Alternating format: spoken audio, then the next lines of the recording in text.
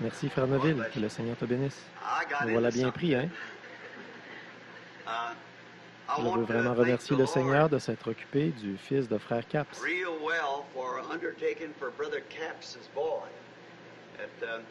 Il se trouve que c'est maintenant le temps de l'année où j'ai l'habitude de revenir en Indiana. Je sais qu'ils ne sont pas en train d'enregistrer, je ne pense pas. Alors je ne vois personne là-dedans, alors je suis revenu pour aller chasser l'écureuil. Alors je pense que Charlie va devoir me supporter, lui et Nelly et les autres dans le Kentucky, pendant un jour ou deux pour la chasse à l'écureuil. J'aimerais mieux manquer n'importe quoi, n'importe quelle autre activité de détente, et venir ici vers la mi-août pour aller chasser l'écureuil avec Charlie et Banks. Et les autres, c'est presque devenu une tradition pour moi, alors j'ai emmené Joe. Quand on était ici l'autre fois, tout le monde est tombé malade d'être passé de ce climat très chaud là-bas à ce climat frais qu'il y a ici. Je sais que vous ne trouvez pas ça frais, mais venez seulement une fois en Arizona. Il faisait 109 à l'ombre le matin où je suis parti, et vers minuit, pendant la nuit, quand l'air frais descend des montagnes, il faisait encore 96. Oui, voyez, ça, c'était à minuit quand l'air frais descend.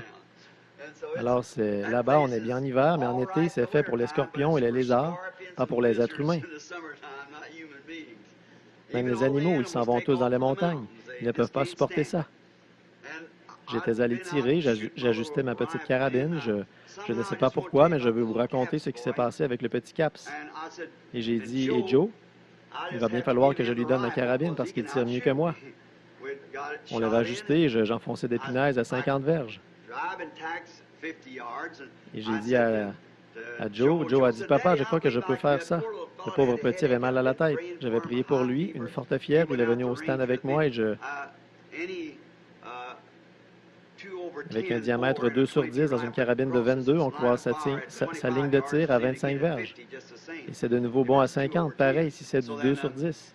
Alors, je l'avais ajusté à 25 verges et il me restait 2 punaises. Alors, je les ai plantées et Joe les a enfoncées toutes les deux. Comme je n'avais plus de punaises, j'ai mis un tout petit morceau de pigeon en argile que ceux qui s'exercent au ball trap avaient fait éclater là et qui mesurait à peine un quart de pouce de large. Je l'ai posé à 50 verges et il l'a coupé en deux. Et le viseur était réglé à ma vue à moi, juste quelques années de plus que lui. Alors il m'a dit, tu sais quoi, il faut que je passe dire à Billy de me laisser tranquille à partir de maintenant, voyez. Alors j'ai dit, eh bien, écoute, j'ai dit, allons plutôt montrer ça à Frère Norman. J'ai dit, Joe, dans des compétitions dans le monde entier, peu importe de qui il peut s'agir, personne. Maintenant, l'épinaise n'était pas enfoncée de travers, elle était enfoncée tout droit. Et ce morceau qui ne mesurait pas plus qu'un quart de pouce, je pense, un 16e, d'épais et un quart de pouce de haut, il l'a coupé en deux à 50 verges.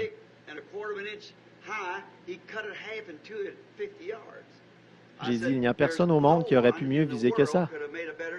Des champions auraient pu faire la même chose, mais tu n'aurais pas pu faire 3 meilleurs coups que ça. Les punaises n'avaient pas été tordues. En traversant le papier, elles avaient fait un trou tout rond. Alors j'ai dit, personne n'aurait pu faire un meilleur coup. Bon, je pense que son mal de tête est parti tout de suite. J'ai dit, on va aller montrer ça à Frère Norman, qui travaille au magasin d'articles de sport Field and Stream de Frère Tony Stromey. Il a dit, on va passer chez Billy d'abord. Il a dit, je veux juste te dire quelque chose à Bobby. Voyez? Et honnêtement, son frère n'a jamais fait aussi bien. Alors il a dit, on va passer là d'abord. J'avais à peine passé la porte, Billy était encore en pyjama, et il a dit, on était parti tôt parce qu'après, il fait tellement chaud. Et il a dit, le téléphone a sonné. Et j'ai dit, il m'a regardé comme ça. J'ai dit, c'est peut-être un appel pour un malade. Et c'était Frère Capps pour son garçon qui était là dans la salle d'opération avec une péritonite et ce qui peut s'en suivre. Il vient juste de me dire que son garçon se remettrait très bien. Alors vous voyez comme Dieu a tout fait concourir, même par la voix de ce petit garçon, de Joe.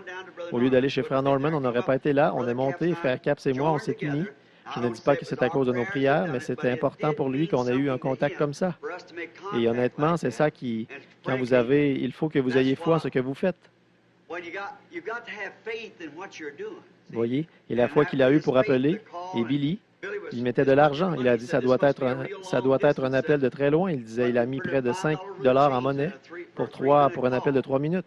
Et je pensais que ça venait de New York ou d'une des îles ou quelque chose comme ça, mais il avait fait un appel de personne à personne pour parler à Billy au lieu de Loïs, vous voyez, et c'est pour ça que ça lui coûtait cher. Maintenant, son fils se remet bien. Frère Capps disait que le docteur avait estimé qu'il avait très peu de chances de s'en remettre, vous voyez, de l'opération. Alors, on est reconnaissant à Dieu pour ça ce matin. On en est vraiment content. Maintenant, on est arrivé ce matin à l'aube et j'ai dormi à peu près 3 heures et je suis assez fatigué. Mais quand c'était l'heure d'aller à la réunion, eh bien, je suis venu et si le Seigneur le veut, maintenant, je dois descendre dans le Kentucky, comme je vous disais. Et j'ai promis de prêcher un dimanche pendant que je serai ici, alors je ferai mieux de le faire dimanche prochain. Parce que celui d'après, je devrai retourner, vu que je vais repartir, monter au Canada. Alors, je ferai mieux de le faire dimanche prochain et dimanche matin prochain. Et Frère Neville m'a dit, « Pourquoi tu n'irais pas saluer les gens et leur parler quelques minutes? » Je lui ai dit, « Frère Neville, j'ai à peine ouvert ma Bible. » J'ai dit, il m'a dit, « Eh bien, va leur dire quelque chose. » Et Sœur Neville, je ne sais pas comment vous vous en sortez. C'est un gars très persuasif. Mais pendant que je n'ai pas l'occasion de dire ça quand la salle est pleine à craquer et tout, mais je suis vraiment reconnaissant à Dieu pour un pasteur comme Frère Orman Neville. Fidèle, aussi fidèle que possible à la cause, et on ne l'entend jamais murmurer.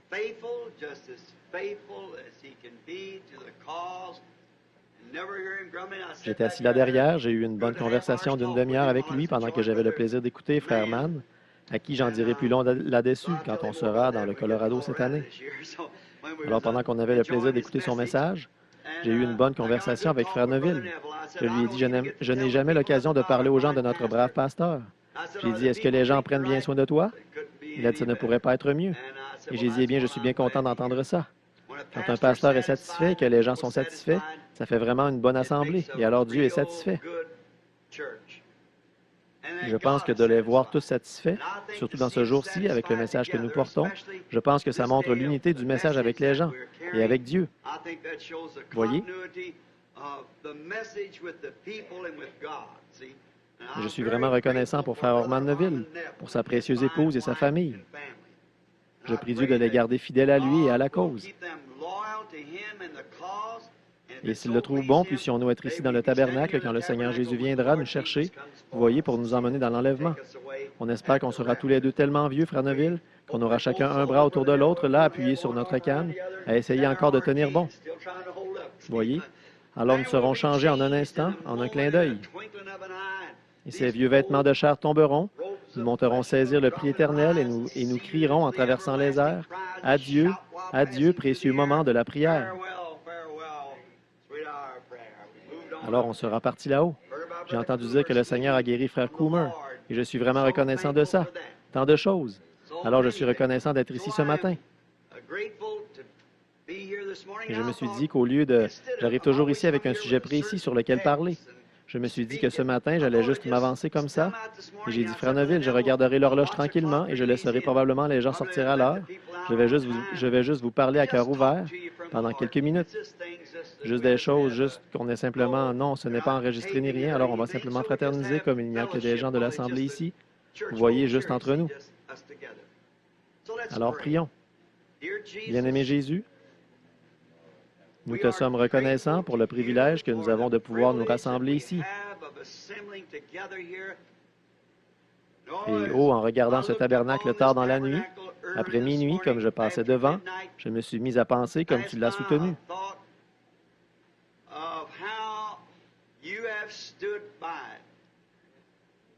Je repense à l'étang qu'il y avait ici et aux grands roseaux qui poussaient là, à peu près à l'endroit de la chaire. Quand j'étais petit, je venais ici. M. Ingram avait dit qu'on pourrait avoir le terrain pour très peu d'argent, qu'on n'avait qu'à donner un petit acompte. On n'avait pas d'argent, rien à offrir en gage, rien, mais on était prêt à essayer. Et à l'époque, il avait une valeur totale d'un peu plus de 2000 $, avec un crédit sur 20 ans. Et maintenant, Seigneur, regarde-le aujourd'hui. Quand il en était encore à ses débuts, encore ici dans le creux, et que l'eau s'infiltrait de partout, tu nous avais fait cette promesse par la parole. Moi, l'Éternel, je l'ai planté, je l'arroserai jour et nuit, de peur qu'on ne la ravisse de mes mains. Au même moment, les gens disaient, dans moins de 6 mois, il sera transformé en garage. Mais il y a littéralement des milliers d'âmes qui ont trouvé Christ ici à l'autel. Et dans le tabernacle, le baptistère a constamment... Des gens ont été baptisés au nom du Seigneur Jésus. Ils ont invoqué son nom et ont été lavés de leurs péchés.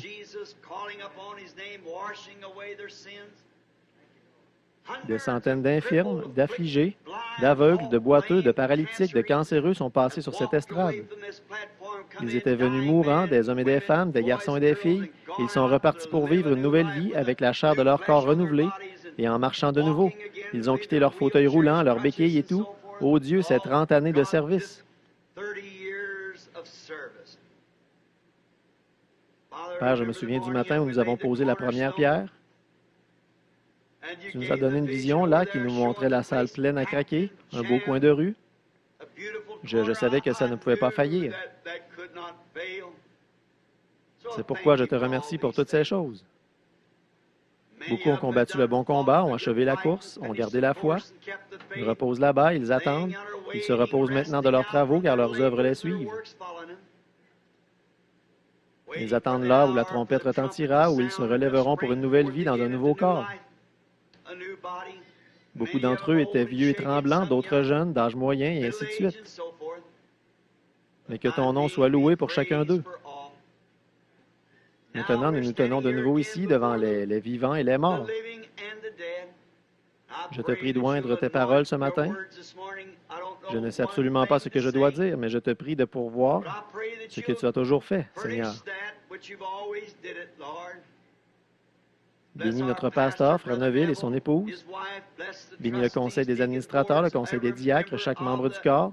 Puissions-nous tous ensemble vivre d'une telle façon dans cette vie-ci que nous ayons la vie éternelle dans la vie à venir. Aide-nous ce matin à accepter la correction de la part de l'Esprit et de la parole pour que nous puissions nous préparer et repartir d'ici ce matin avec la ferme décision dans notre cœur de vivre une vie meilleure que celle qui a été la nôtre par le passé. Nous le demandons dans le nom de Jésus. Amen.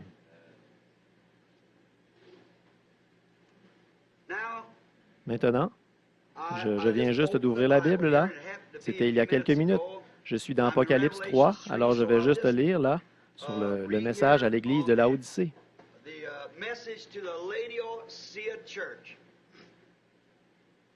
Et je voudrais aussi annoncer, Frère Neville me l'a dit à l'instant, Frère Parnell, que je viens juste d'apercevoir ici, il fait des réunions de réveil de ce côté-ci de Memphis.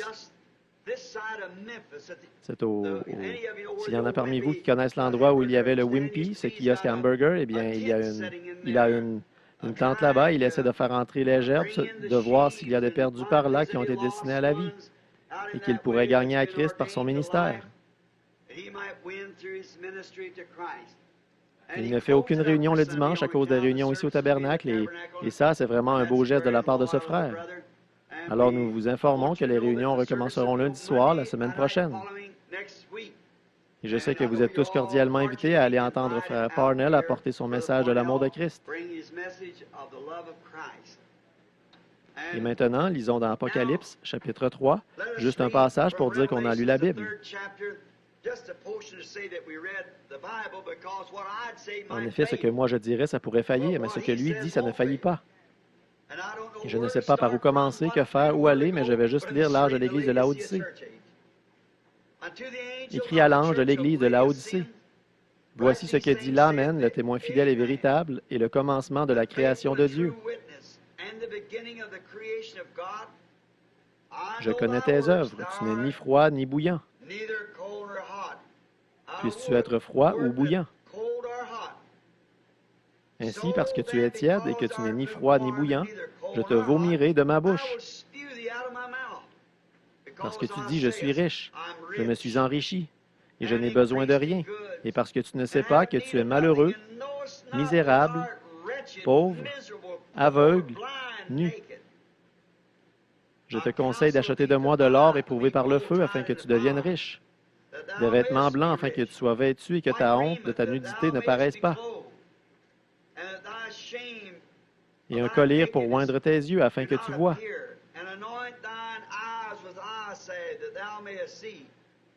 Moi, je reprends et je châtie tous ceux que j'aime. Aie donc du zèle et repens-toi.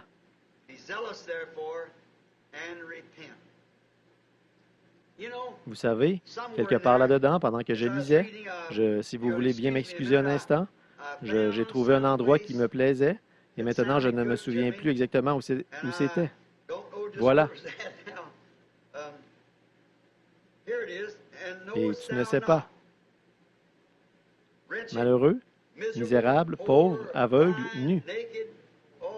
Oh là là.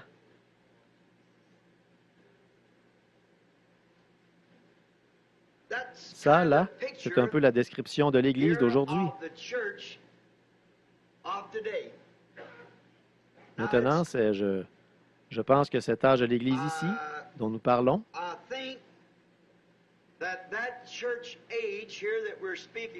bien sûr, j'ai l'âge de l'Église qui va sortir en livre maintenant, mais puisque c'est dans l'âge de l'Église de Laodicée que nous sommes, regardons quel est son état. Je ne veux pas prendre de sujet ni rien parce on va juste parler de façon décontractée, parler de ce que le Seigneur nous conduira à dire, mais quelque chose qui nous fera du bien. Pensons à l'âge de l'Église de Laodicée et à l'état dans lequel elle est aujourd'hui. Pour autant que je sache, je ne vois rien maintenant qui empêche la venue du Seigneur Jésus.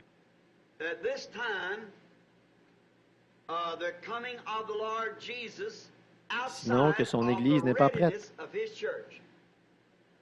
Je pense qu'une des prophéties, hier en voiture, quand on venait, on a fait le voyage de Tucson jusqu'ici en 2 jours, 2000 milles. Billy et moi. Alors, Et ça, c'était sans dépasser les limites de vitesse. On restait comme il faut. Quand c'est lui qui conduit, je suis assis à côté et je suis tout. J'ai mon poing prêt comme un fusil de chasse armé. Si je le vois dépasser, je lui dis « Attends une minute, mon gars. » Il nous a dit qu'il faut rendre à César ce qui est à César. Et quand on est arrivé ici la nuit passée, il y avait une petite fille étendue en travers de la route. Elle avait à peu près 3 ans. La mère était morte dans le fossé à côté. Un jeune homme ivre qui revenait du ROTC. Il avait 18 ans, roulait à 120 000 à l'heure sur la voie de gauche, mort. Et je pense que lui aussi était en train de mourir, alors vous vous rendez compte de ce que c'est. Rendez à César ce qui est à César. Des innocents morts. Une petite fille de 3 ans a perdu la vie à cause d'un soldat ivre. Vous voyez qu'il roulait à 120 000 à l'heure, d'après les estimations, du mauvais côté de la route.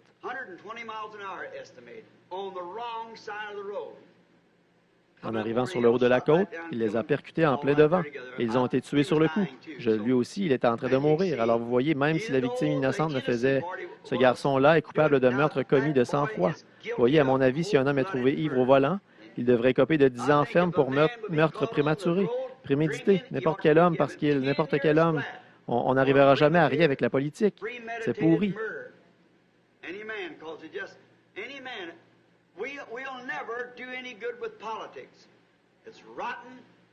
L'idée de Dieu d'avoir un roi juste, c'est elle qui est la bonne. Mais avec la politique, c'est complètement dilué. On peut monnayer n'importe quoi, tricher, mentir, voler et tout le reste. Et comme je l'ai dit il y a quelques dimanches, regardez ce que ça donne, vous voyez? Rien d'autre qu'un mélange tordu de n'importe quoi. Mais un roi juste peut faire ses propres lois. On a beau tuer un homme, si on s'y connaît en politique, pas de problème, on s'en sort. Vous voyez? Alors, la démocratie, c'est une bonne idée, mais ça ne peut pas marcher. C'est comme le communisme, avoir tout en commun. Ça a l'air d'être une bonne idée, mais ça ne peut pas marcher. Non. La manière de Dieu d'avoir un roi comme David, c'était bon et ça donne une seule pensée qui domine. C'est comme un seul leader et un troupeau d'oies, et ainsi de suite. Il ne peut pas y en avoir 2 ou 3. Quand on met tout ça ensemble, on se retrouve avec n'importe quoi comme idée. Alors nous voyons que, dans les conditions actuelles, tout est prêt pour la venue du Seigneur. Mais comme frère Neville, moi et ses autres frères, on essaie de conduire un troupeau. Il y a quelque chose qui me vient à l'esprit maintenant, dont on pourrait parler.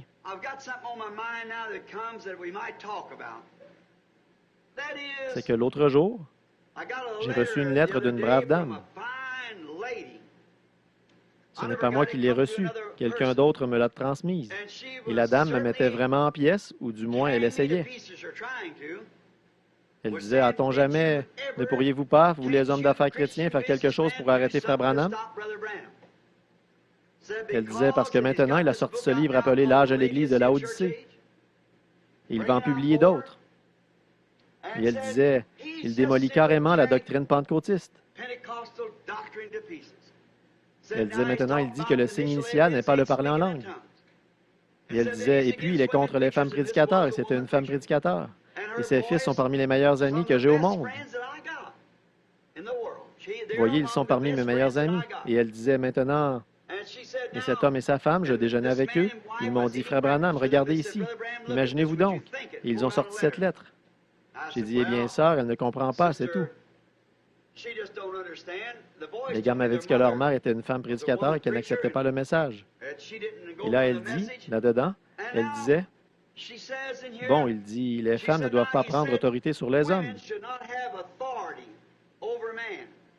Elle disait, alors qu'en est-il de Phoebe dans la Bible, l'assistante de Paul? Bien sûr, elle était vendeuse d'étoffes. Et Paul demandait aux gens, est-ce que vous croyez que Paul aurait dit que les femmes se taisent dans les assemblées car il ne leur aurait pas permis d'y parler et qu'il se serait retourné pour dire, et Phoebe, mon assistante dans l'Évangile, elle va prêcher quelques soirs? Dans ce cas-là, il contredirait sa propre parole, voyez? Et puis, pour couronner le tout, elle disait, je pense que c'est Esther. Elle a été parmi les juges de la Bible. Elle disait, une femme a été juge dans la Bible. Si ça, ce n'est pas avoir autorité sur l'homme. Et cet homme d'affaires qui a été guéri ici même dans l'Église il n'y a pas longtemps, il disait, sa femme disait, Frère Branham, ça m'a toujours intrigué. J'ai dit, pourquoi, sœur, comment est-ce que ça peut vous intriguer? Elle a dit, eh bien, voilà une femme juge. J'ai dit, ça, c'est de la politique. Ce n'est pas l'Église. Ça n'a rien à voir avec l'Église. Paul a dit qu'elle soit soumise selon ce que dit la loi. Et la loi ne peut pas instituer une femme comme sacrificateur. Elle ne peut pas l'instituer. Une femme souverain sacrificateur, on n'a jamais vu ça. Une femme sacrificateur, on n'a jamais vu ça. Nulle part dans la Bible. Une femme prédicateur, on n'a jamais vu ça dans la Bible. Ça, c'est certain. Il y en avait qui étaient des prophétesses et tout ça, Myriam et d'autres. Et Esther, l'une d'elles était juge sur Israël. Des fois, elle gouvernait comme reine, et ainsi de suite, roi et reine. À la mort du roi, la reine devait prendre sa place jusqu'à ce qu'ils aient élu un autre roi, et ainsi de suite. À Tucson, en Arizona, on a une femme juge là-bas dans la ville. C'est pour ça que la ville est tellement polluée. Et une femme n'a rien à faire dans la politique. Elle n'a rien à faire pour toute autorité dans l'Église. Sa place est d'être la reine d'un homme à la maison. En dehors de ça, elle n'a rien. Et nous savons que c'est la vérité. Vous ne trouverez jamais, je sais que ça a l'air vieux jeu, mais je suis responsable. Et je sais qu'après que j'aurai quitté cette terre, ces bandes et ces brochures resteront vivantes et beaucoup d'entre vous, les jeunes enfants, vous verrez dans les jours à venir que c'est exactement la vérité, parce que je le dis au nom du Seigneur.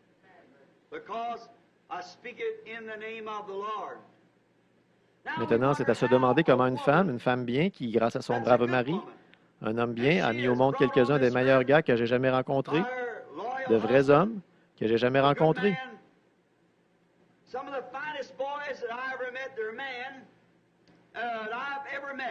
Tout de suite, dès qu'ils ont entendu le message, ils l'ont accepté à 100%. Ça peut seulement venir par prédestination, ça.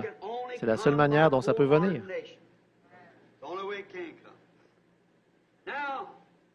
Bon, voilà la question ici. Je pensais que, voyez-vous, pourquoi le Seigneur m'a ramené là? Et tu le sais, tu ne le sais pas. Tu es nu, misérable, malheureux, aveugle, et tu ne le sais pas. Avant d'en arriver là, je pourrais résumer ce que j'ai dit il y a quelques jours ici dans un message sur, je crois que c'était le Dieu de ce siècle, qui a aveuglé les yeux des gens, au point qu'ils adorent carrément le diable dans des services religieux.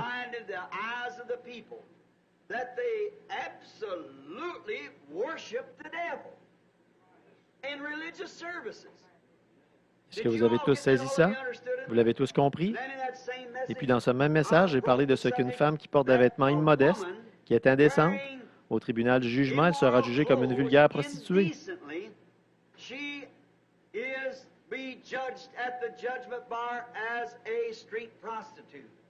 Ça semble bien étonnant. Je vais vous brosser un petit tableau. Voilà un avocat de la ville, un jeune homme, quelqu'un de bien gentil. Pour ce qui est de sa politique, j'imagine qu'il doit être aussi correct que les autres, sa politique. Et il sort avec une fille qui est très en vue.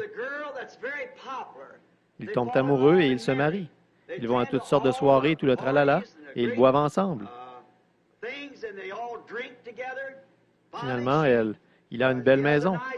Il habite dans un beau quartier. Il est bien considéré par les gens, mais tous les deux, ils boivent. Elle met des shorts. Elle se coupe les cheveux, elle se maquille et tout. Elle est très sexy, une belle femme qui se montre. Et elle ne va jamais à l'église. Jamais. Aucun des deux. Alors voilà qu'une femme de l'Église baptiste ou de l'Église méthodiste emménage dans la maison d'à côté. Elle et son mari. Maintenant, cette femme-là, disons qu'elle est méthodiste parce que les méthodistes sont un peu plus portés sur la sainteté que les baptistes. Tous sauf les baptistes du Nouveau Testament qui, eux, croient à la sanctification. Mais pour la plupart, les baptistes ne croient pas du tout à la sanctification. Vous voyez, ils ne croient pas à ça. Alors disons qu'elle est méthodiste parce qu'ils croient à la sainteté. Alors, une femme méthodiste emménage à côté de chez cette femme dans la même rue. Et son mari à elle, disons qu'il est comptable ou qu'il travaille pour un bureau. Et cette femme méthodiste, elle regarde l'autre femme.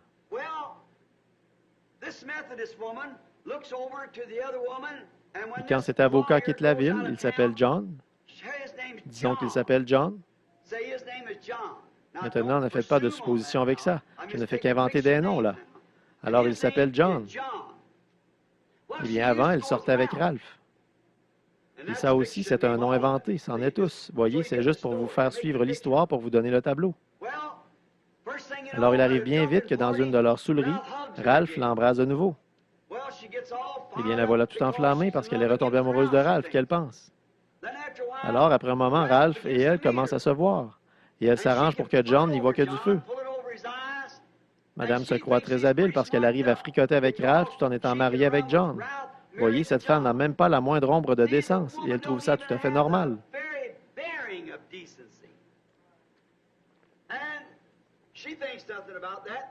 Mais cette femme méthodiste, elle est montée un cran plus haut. Elle, au moins, elle va à l'église et elle trouve cette femme horrible. Eh bien, elle dit à son mari, quand il rentre, je vois cet homme entrer là et la rencontrer. Et quand John est parti quelque part travailler sur une cause, à Philadelphie ou quelque part, il l'emmène dans son roadster et ils vont s'allonger sur la plage. Je les vois quand ils reviennent. Des fois, ils ne tirent même pas les rideaux. Il l'embrasse et il lui fait l'amour. Et oh, c'est affreux qu'elle dit à son mari. Ou elle n'est rien d'autre qu'une vulgaire prostituée. C'est vrai. Elle est pire qu'une prostituée. Parce que c'est une femme mariée. Voyez? Et elle, cette femme méthodiste, elle trouve ça affreux. Elle ne va jamais à l'église. Maintenant, cette femme méthodiste ne ferait jamais une chose pareille, jamais de la vie. C'est une femme respectable. Autre chose. Elle ne toucherait pas une goutte de whisky. Parce que l'Église méthodiste, 90% de leur programme, c'est la prohibition. Contre le whisky, contre le whisky. Alors, ils ont un programme de prohibition et les gens de l'Église méthodiste ne vivent pas plus haut que ce que leur Église enseigne. Mais cette même femme, cette femme méthodiste, elle sort le soir avec son mari, elle porte des shorts le dimanche, après l'école du dimanche. Elle se coupe les cheveux, elle met du rouge à lèvres et elle fume même un peu. Maintenant, selon la parole de Dieu, ce sont toutes les deux des prostituées. Mais celle-ci, elle est nue, misérable, malheureuse, aveugle, et elle ne le sait pas. Elles sont tout aussi coupables l'une que l'autre, car un homme qui regarde une femme pour la convoiter a déjà commis adultère avec elle dans son cœur.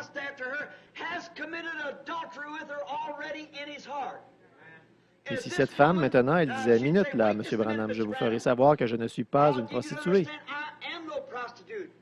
Ma sœur, peut-être que si on mettait une Bible devant vous, vous poseriez la main dessus dans la présence de Dieu et vous prêteriez serment que vous avez été aussi fidèle à votre mari que vous pouvez l'être. Votre corps appartient à votre mari, mais votre âme appartient à Dieu. Il y a un mauvais esprit qui vous ointe. Sans ça, sinon je peux vous prouver que vous êtes complètement folle. Qu'est-ce qui serait arrivé à votre grand-mère si elle s'était promenée en short dans la rue? On l'aurait fait enfermer dans un asile de fous. Elle était sortie sans mettre sa robe. Elle n'a pas toute sa tête. Si c'était comme ça à l'époque, c'est pareil maintenant. Alors le monde entier est frappé de folie. C'est la folie générale. Et ça s'est infiltré si graduellement que les gens ne s'en rendent même pas compte. Maintenant, est-ce que c'est une prostituée? Pas vis-à-vis de son mari, du vœu qu'elle a fait pour son corps. Mais devant Dieu, elle a un mauvais esprit sur elle, un esprit de prostitution qui la pousse à s'habiller comme ça. Et elle est dans l'âge de l'Église de Laodicée, et elle ne sait pas qu'elle fait ça. Cette femme innocente ne sait pas que Dieu va la juger comme une prostituée. Voilà. Et essayez donc de le lui faire comprendre. Il n'y a pas moyen de lui dire. Il n'y a aucun moyen de le lui faire comprendre. La Bible dit, ils sont nus et ils ne le savent pas. Si vous lui disiez en face qu'il est une prostituée, elle vous ferait arrêter. Elle le ferait. Je ne parle jamais de qui que ce soit en particulier. Je parle du péché. Je ne dis pas, cette église-là, monsieur un tel, là, le pasteur un tel, là, c'est un... Non, non, je dis là que la doctrine qu'il y a là, voyez, le tout, je ne nomme pas les individus. Ce n'est pas les individus, c'est le système dans lequel ils sont. C'est le système du monde. Frère George Wright, qui est assis ici, il a 75 ou 78 ans, je pense. Qu'est-ce que vous pensez qu'il serait arrivé si vous étiez allé voir Sir Wright un jour et qu'elle s'était tenue là en short? Oh, vous n'auriez jamais, vous auriez fait enfermer la pauvre femme. Vous ne l'auriez jamais épousée. Eh bien, si n'importe quel jeune homme aurait fait ça à l'époque, qu'il se serait passé la même chose. Eh bien, si c'était péché, si c'était mal à l'époque, c'est la même chose, mais les gens ont sombré dans la folie. Je vais vous prophétiser quelque chose juste avant que ça arrive. Le monde entier est en train de sombrer dans la démence. Et ça va aller en empirant toujours, si bien qu'à la fin, ce sera une vraie bande de fous. Et c'est presque comme ça maintenant. Est-ce que vous pouvez vous imaginer un homme qui roule tout feu éteint et du mauvais côté de la route? Un Ricky, un jeune homme qui vient à peine, semble-t-il, de sortir du secondaire et qui tue tout un groupe de gens.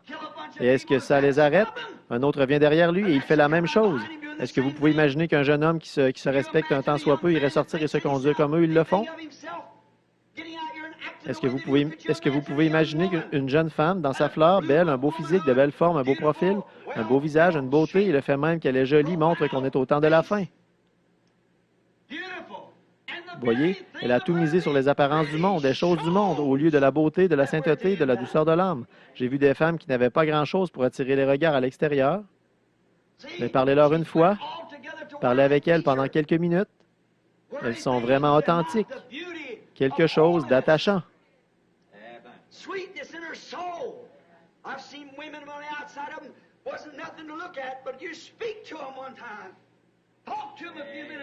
They're real, genuine, something that you can't get away from.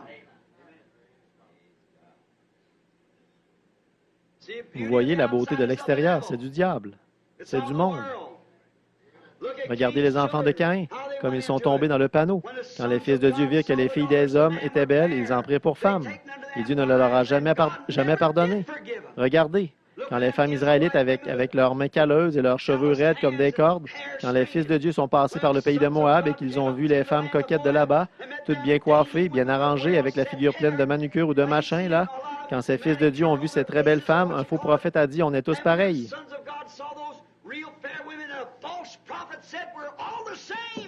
Et ils se sont mariés avec, et Dieu ne le leur a jamais pardonné. Ils ont péri dans le désert. Chacun d'entre eux est mort là, sans espoir, sans Dieu. Et ils sont éternellement perdus, damnés à jamais, bien qu'ils aient vu la bonté de Dieu, bien qu'ils aient bu à la fontaine intarissable. Ils avaient bu au rocher frappé. Ils avaient vu le serpent d'airain accomplir des miracles. Ils étaient sortis du baptême de Moïse dans la mer. Ils avaient vu la main de Dieu. Ils avaient mangé de la nourriture d'ange et fait toutes ces choses. Mais ils s'étaient mariés avec les femmes de là-bas. Ils s'étaient laissés prendre par elles et ils s'étaient mariés avec elles. Ils n'avaient pas commis adultère. Ils s'étaient seulement mariés avec elles. Dieu ne leur a jamais pardonné ça.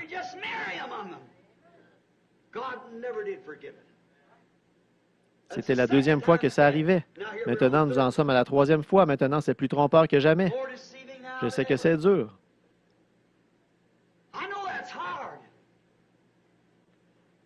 Je me suis souvent questionné dans tous les sens. Comment est-ce possible? Pourquoi est-ce qu'il faut toujours que je sois si tranchant avec les gens? Pourquoi est-ce que c'est comme ça? Et pourtant, je peux voir que si ce n'était pas de Dieu, il n'y aurait personne, pas une seule femme qui resterait assise à m'écouter. Mais ils reviennent parce qu'il y en a qui ont une petite encre de vérité là, qui savent que c'est vrai. Peu importe, ils savent que c'est vrai. Maintenant, regardez ce qui se passe. Je sais que c'est dur. C'est comme si un docteur vous donne un remède et que vous refusez de le prendre, alors ne dites pas que c'est la faute du docteur si vous mourrez. Et ceci, c'est comme un remède. Pourquoi est-ce que certaines personnes n'arrêtent pas de dire que je suis un misogyne? Vous voyez, rien qu'à regarder le comportement des femmes, je peux vous dire où l'Église en est. La moralité des femmes dans le monde, physiquement, c'est dans la Odyssée. Nues, misérables, aveugles, et ils ne le savent pas.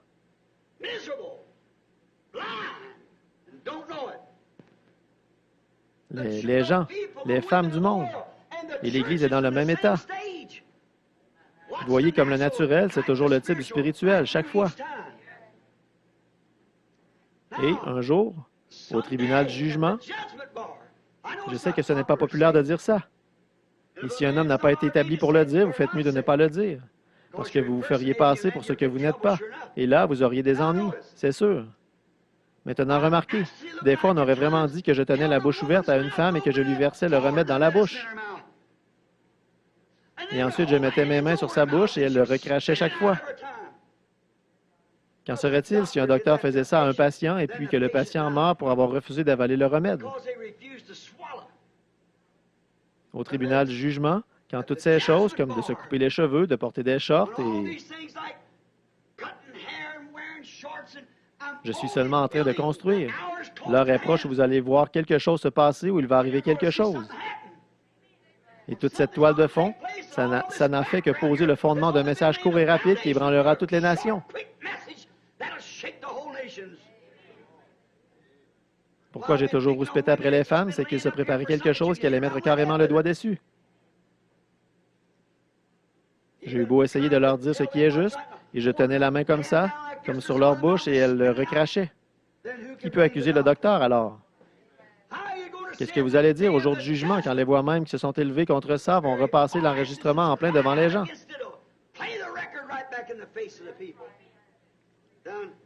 Comment est-ce qu'ils vont pouvoir y échapper, alors? Elle vous le recrache entre les doigts. Vous en versez encore, et finalement, elles secouent la tête, et elles repartent. Elles ne veulent pas, et malgré tout, vous revenez à la charge et vous en versez encore. Alors, à qui la faute?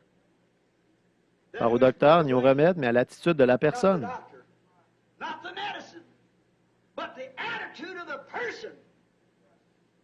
C'est exactement ça. Ce sera un jour terrible, un de ces jours, quand cette génération pécheresse et adultère se tiendra devant le Dieu Tout-Puissant. Je vois mes années qui s'accumulent, mes épaules qui s'affaissent, et je sais, 30 ans ici sur cette estrade, oui, 33 ans ici sur le terrain. C'est une longue vie, ça.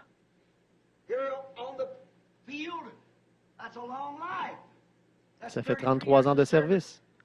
Mon seul regret, c'est de ne pas en avoir eu 133. En effet, ceci sera la dernière occasion que j'aurai jamais, pendant que je suis ici, mortel, de prêcher l'Évangile. Que Dieu m'aide à rester aussi fidèle que possible à cette parole et à dire exactement ce qu'il dit. Qu'est-ce qui fait que cette méthodiste, comment pourriez-vous jamais arriver à le lui faire comprendre? Elle est là dans l'âge de l'Église de la Odyssée. Maintenant, prenons la femme pentecôtiste. Elle ne devrait pas porter de short, de maquillage, ni se couper les cheveux, mais elle se permet de regarder la femme méthodiste de haut en disant « Regarde cette femme qui fait telle et telle chose ». Disons que la femme, elle ne porte pas de short, mais elle dit, et elle-même, elle a les cheveux coupés. Voyez? Plus vous vous élevez en Dieu, plus ça a l'air rempli de péché, tout ça. Et des fois, en prière, vous pouvez vous imaginer quand le Saint-Esprit vous élève dans une sphère, alors ça a l'air d'un chaos total.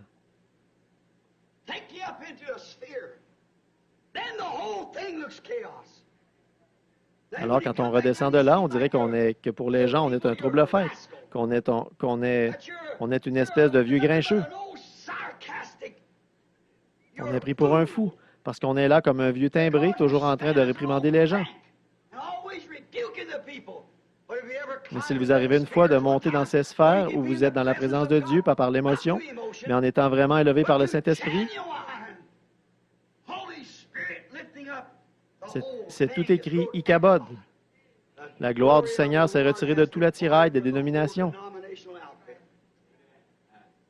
C'est vrai, il n'y en a pas une qui soit dans le vrai. Maintenant, je vais vous dessiner un petit cercle. Si j'avais un tableau, mais je veux que vous regardiez bien là, je vais faire un rond comme ça et je vais faire un autre rond à l'intérieur de ce rond-là. Ça fait 2. Et puis je vais faire encore un rond à l'intérieur de ce rond-là. Ça fait 3 ronds, 3 cercles. Ça, c'est vous.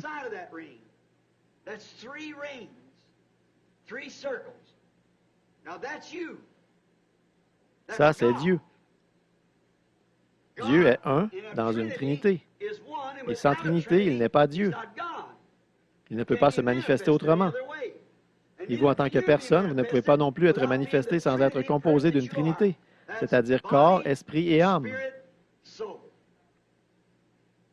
Si vous en manque un, vous n'êtes pas complet.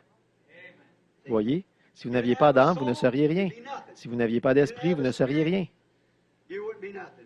Si vous n'aviez pas de corps, vous seriez seulement un esprit, pas un corps.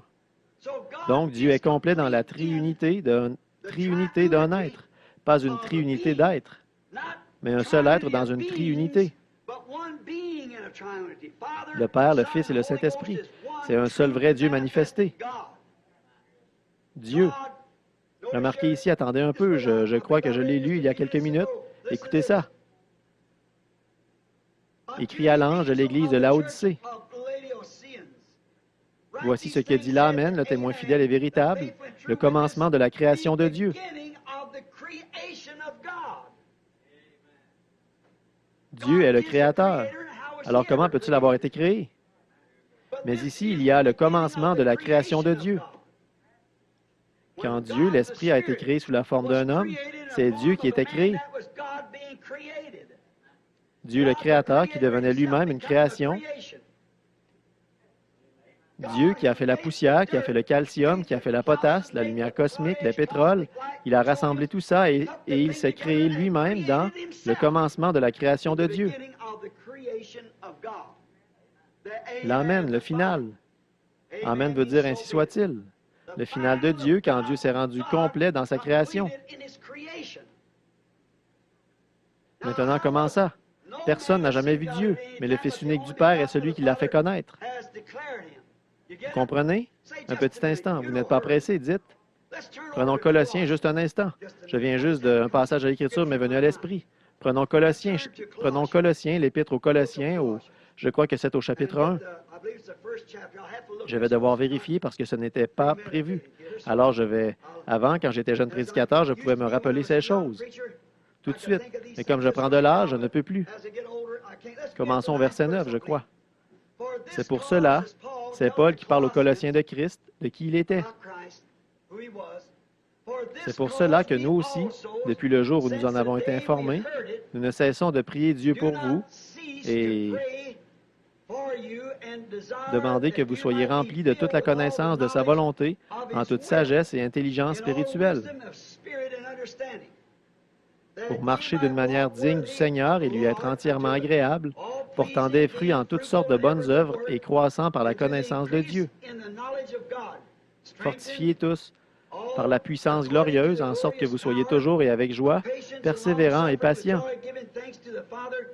Rendez grâce au Père qui nous a rendus capables d'avoir part à l'héritage des saints,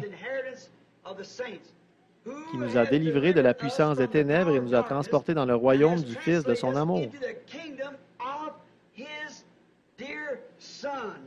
Voilà, on y arrive maintenant. Regardez.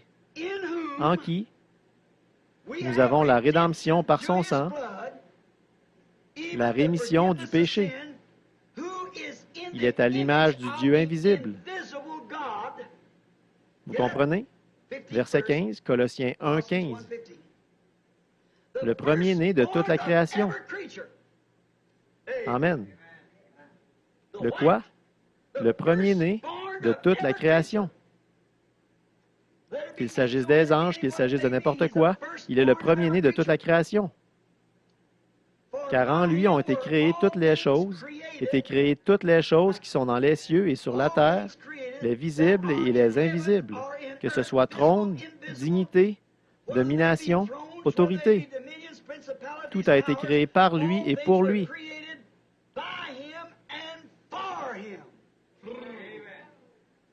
Qu'il s'agisse de n'importe quoi, il n'y a aucun autre être. Remarquez. Et il est donc, il est avant toute chose, et toute chose subsiste par lui.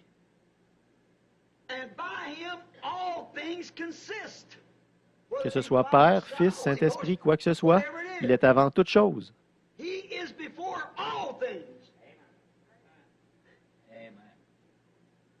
Avant toutes les choses qui sont dans les cieux, sur la terre, les visibles, les invisibles, n'importe quoi, ce Fils de Dieu était avant toute chose. N'est-ce pas vrai? Peu m'importe que ce soit des trônes, des dominations, quoi que ce soit, des trônes célestes, des royaumes, quoi que ce soit dans les glorieuses dimensions surnaturelles de l'au-delà, dans les éternités, quoi que ce soit, où que ce soit, quoi que ce soit, des anges, des dieux, quoi que ce soit, il est avant toute chose. Amen. Ne pouvez-vous pas le voir? Il était avant toute chose, et elles ont été créées par lui. Verset 17, il est avant toute chose, et toute chose subsiste par lui. Il n'y a rien que lui qui peut faire marcher tout ça. Que ce soit Dieu le Père, Dieu le Saint-Esprit, que ce soit des anges, des dominations, des autorités, des dignités, quoi que ce soit, toute chose fonctionne par lui. Toute chose subsiste par lui. Il est la tête du corps de l'Église.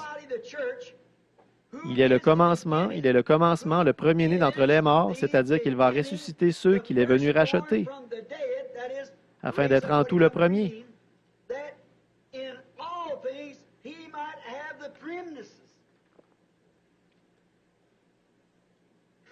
Afin d'être le premier. Vous savez ce que ça veut dire? Ça veut dire au-dessus de tout. Il est au-dessus de toutes les choses qui ont jamais été créées, chaque ange, chaque être, chaque chose qui existe. Il est au-dessus de toutes choses. De quelle créature s'agit-il? Qui cela peut-il être? Au-dessus de toutes choses. En faisant la paix, voyons un peu un instant. Prémis, car Dieu a voulu que toute la plénitude habite en lui.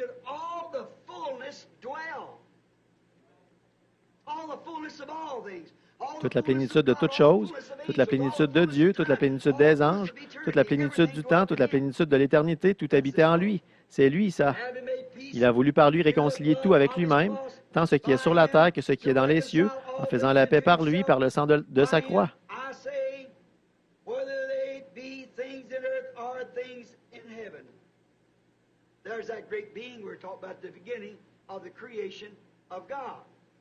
Voilà cet être glorieux dont nous parlons, le commencement de la création de Dieu. Maintenant, là, l'Église, son but même, dans tout ça, c'était l'Église. Et comment est-ce qu'on entre dans cette Église? Par un seul esprit, nous sommes tous baptisés dans un seul corps. L'Église, le corps de Christ. Ça ne peut pas faillir. Maintenant, voici comment ça se passe. Regardez bien ça, juste un petit schéma ici. Maintenant, cet homme extérieur, là, c'est la chair. C'est ce qu'on regarde, ce qu'on voit. Et ce corps, il a 5 entrées. N'importe quel enfant qui sort du primaire, comme moi, sait qu'il y a 5 sens qui contrôlent le corps. La vue, le goût, le toucher, l'odorat et l'ouïe. Sans eux, on ne peut pas toucher le corps. C'est la seule manière d'avoir accès au corps. La vue, le goût, le toucher, l'odorat, l'ouïe. On voit, on goûte, on touche. Maintenant, ça, c'est le mauvais, à l'extérieur. Et à l'intérieur de ça, il y a un esprit. C'est ce que vous devenez quand vous naissez sur terre et que le souffle de vie est soufflé en lui.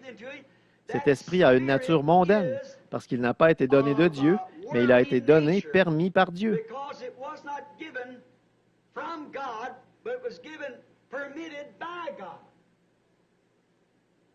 Vous comprenez là? Car chaque enfant qui naît dans ce monde est né dans le péché, conçu dans l'iniquité, venu au monde en disant des mensonges. N'est-ce pas vrai? Alors cette personne-là, à l'intérieur, c'est un pécheur dès le départ. Maintenant, or, il a 5 entrées. Et ces 5 entrées, je ne sais pas si je pourrais toutes les énumérer maintenant, quand d'abord, je sais qu'il y a la pensée, la conscience et l'amour, le choix, non, la conscience, l'amour, le raisonnement, Il y a 5 entrées à l'esprit. Vous ne pouvez pas penser avec votre corps, vous devez penser avec votre esprit.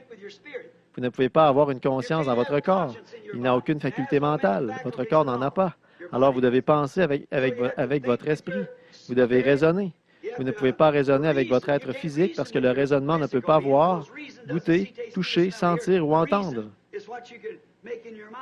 Le raisonnement, c'est quelque chose que vous pouvez faire dans votre esprit. Si vous êtes endormi ou si vous êtes parti, que votre corps est là, mort, votre esprit, lui, il peut encore raisonner. Il y a 5 sens qui contrôlent cet homme intérieur. Et maintenant, ce dernier homme, qui est l'âme, il n'y a qu'un seul sens qui le contrôle, et c'est le choix du libre arbitre, de choisir ou de rejeter.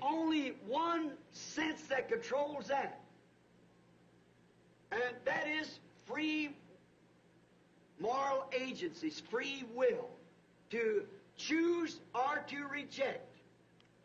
C'est la raison pour laquelle aujourd'hui, les gens, maintenant, n'oubliez pas ceci, et vous verrez ce que le Saint et ce qu'est le signe initial du Saint-Esprit. Voyez? Les gens peuvent vivre dans cet esprit. Ils dansent par l'esprit, ils crient par l'esprit, ils vont à l'église par l'esprit, et ils peuvent tout à fait avoir l'onction du vrai Esprit de Dieu sur leur esprit. Mais quand même être perdu et aussi possédé du diable que possible avec cet esprit-là.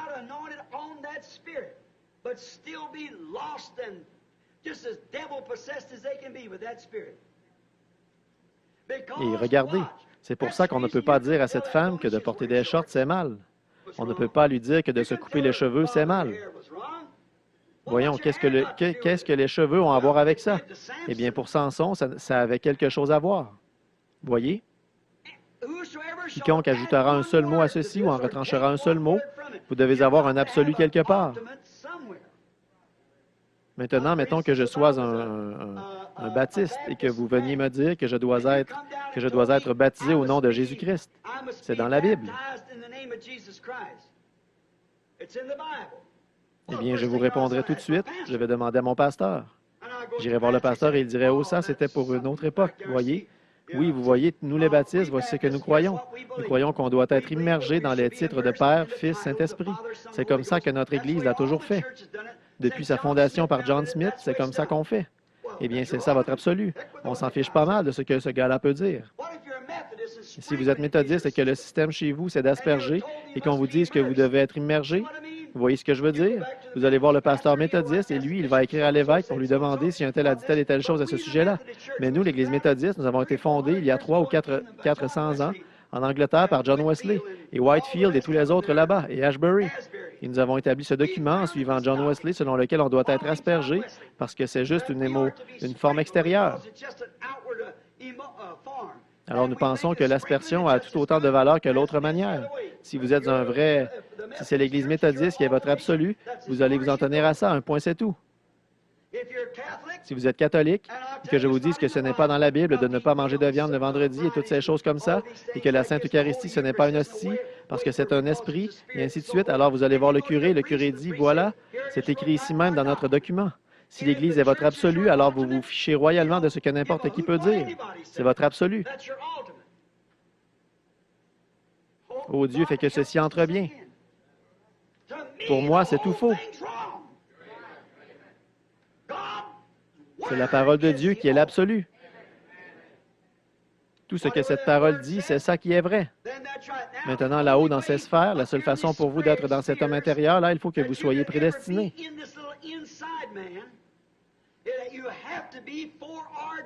À cause de ce que vous étiez avec Dieu, vous êtes une partie de Dieu. J'étais dans mon Père. J'étais aussi dans mon grand-père et dans le grand-père de mon grand-père. En semence, j'étais là. J'étais en Christ. Vous étiez en Christ avant la fondation du monde. Il est venu racheter les siens qui étaient en lui. Alléluia. Ses enfants qui étaient en lui. Il n'est pas venu pour sauver les enfants du diable. Eux ne connaîtront jamais ça. Ils sont si habiles dans leur connaissance intellectuelle que vous ne pourriez jamais rivaliser avec eux.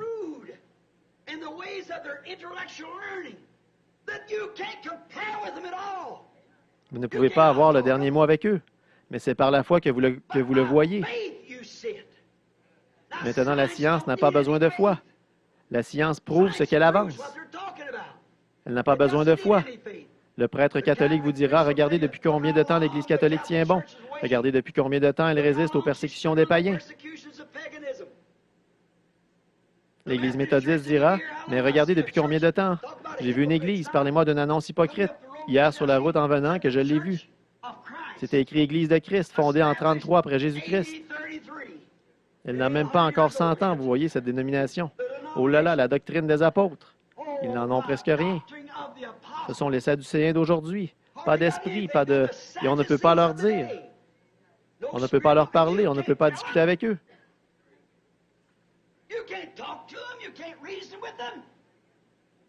C'est que nous, on va plus loin que le raisonnement. Ne t'appuie pas sur ta propre intelligence. La foi ne raisonne pas du tout, la foi le croit. Ils disent, mais voyons donc, pensez-vous vraiment qu'il faut qu'on fasse les choses qu'ils faisaient dans le temps, là?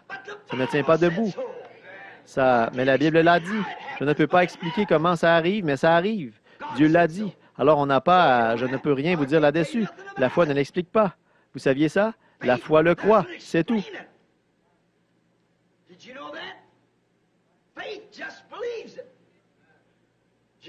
Jésus a dit à Nicodème, du conseil œcuménique de son temps, il est venu vers lui de nuit. Il lui a dit, Maître, nous savons que tu es un docteur venu de Dieu, parce que personne ne pourrait faire les choses que tu fais si Dieu n'était pas avec lui. Il lui a dit, en vérité, je te le dis, si un homme ne naît de nouveau, il ne peut même pas voir le royaume de Dieu. Il a dit, moi, un vieillard, entrer dans le sein de ma mère et naître. Il a dit, comment est-ce que je pourrais te parler de choses célestes alors que tu ne veux même pas croire les choses terrestres? Voyez? Et puis un jour, il a dit, si vous ne mangez la chair du Fils de l'homme et si vous ne buvez son sang, vous n'avez pas la vie en vous-même. Il ne l'a pas expliqué. Il y avait les apôtres et ceux de ce jour-là, eux étaient destinés à la vie. Ils le savaient. Il a dit, tous ceux que le Père m'a donnés viendront. Tout ce que vous avez à faire, c'est de faire connaître ma voix. Ils la connaissent car mes brebis connaissent ma voix. Et une voix, c'est une parole exprimée.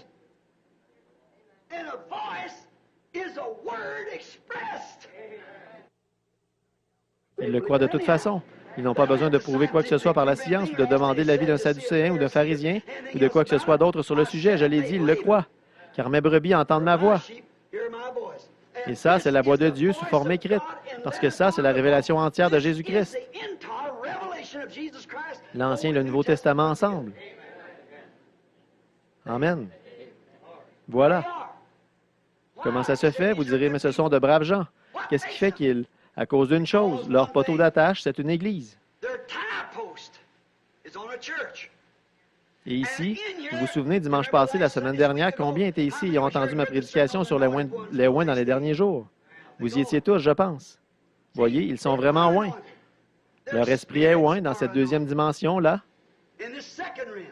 Maintenant, la première femme dit, ah, elle se fiche pas mal de ce que dit l'Église, de ce que dit n'importe qui d'autre. C'est une fine mouche.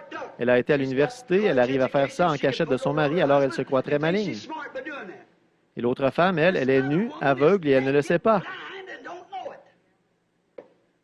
Oh, c'est lamentable, mais c'est ça le tableau que la Bible nous en donne. Pourtant, elle va à l'Église. Il vaudrait probablement mieux pour cette femme. Il vaudrait mieux pour cette femme. Elle mène une vie comme il faut, pure. Là, il n'y a rien à redire. Dieu en jugera. Moi, je ne sais pas. Je ne suis pas le juge. Je suis seulement le responsable de ce qu'il me montre. C'est ce qu'ont dit les apôtres. Nous disons ce que nous savons, ce que nous avons entendu, ce que nous avons vu. C'est tout ce dont je suis responsable. C'est tout ce dont vous êtes responsable. Mais vous voyez, prenez cette femme-là. Où est-ce qu'elle a abouti finalement? Voyez, elle n'en a pas tenu compte. Elle a entendu, sans doute, bien des fois, elle a mis la radio. Souvent, la voix de Dieu parlait. Eh bien, maintenant, vous voyez, elle entre dans une secte, là, un clan. Toutes les églises sont des clans. Toutes, c'est tout à fait vrai. Ce ne sont que des clubs où on se rassemble entre adhérents. Et elle va là, et ça lui convient parfaitement. Maintenant, si vous vous mettez à lui dire ce qu'elle doit faire, elle ne vous écoutera pas. Vous avez beau lui montrer dans la Bible, elle ne l'écoutera jamais, elle ne l'écoutera pas.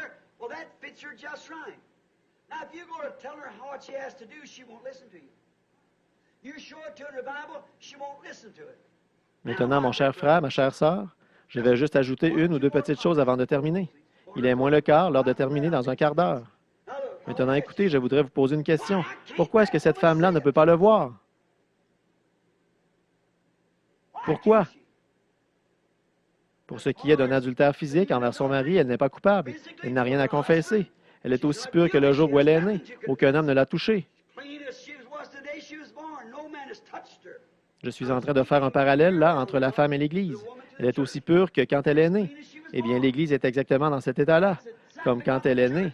Seulement, elle est née dans le péché, conçue dans l'iniquité, venue... Vous voyez ce que je veux dire? Maintenant, dites-lui qu'elle a tort de se couper les cheveux, que c'est la Bible qui le dit, qu'elle a tort de porter ses shorts, que c'est la Bible qui le dit. Elle vous répondra « foutaise ». Pourquoi? Son absolu n'est pas ici à l'intérieur, dans ce troisième homme, l'âme prédestinée et envoyée de Dieu. Mais son absolu, c'est dans une organisation, là, dans quelque chose qui a été organisé par un homme, sans tenir compte de ceci. Voyez?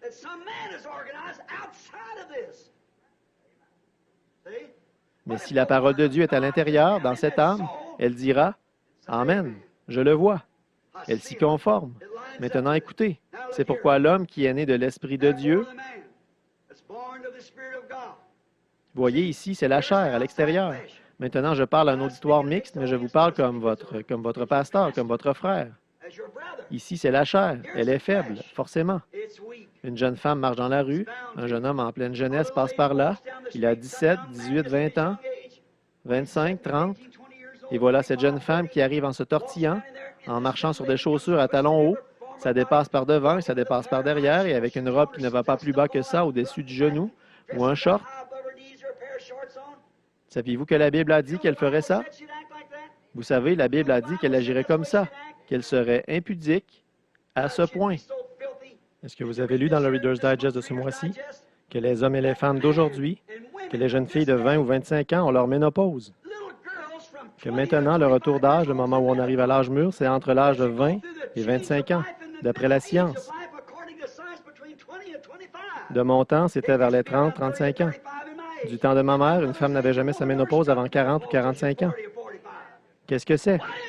C'est à cause de la science et de la nourriture. Des aliments hybrides qui ont perverti le corps humain au point qu'on n'est plus qu'un tas d'un amas de corruption.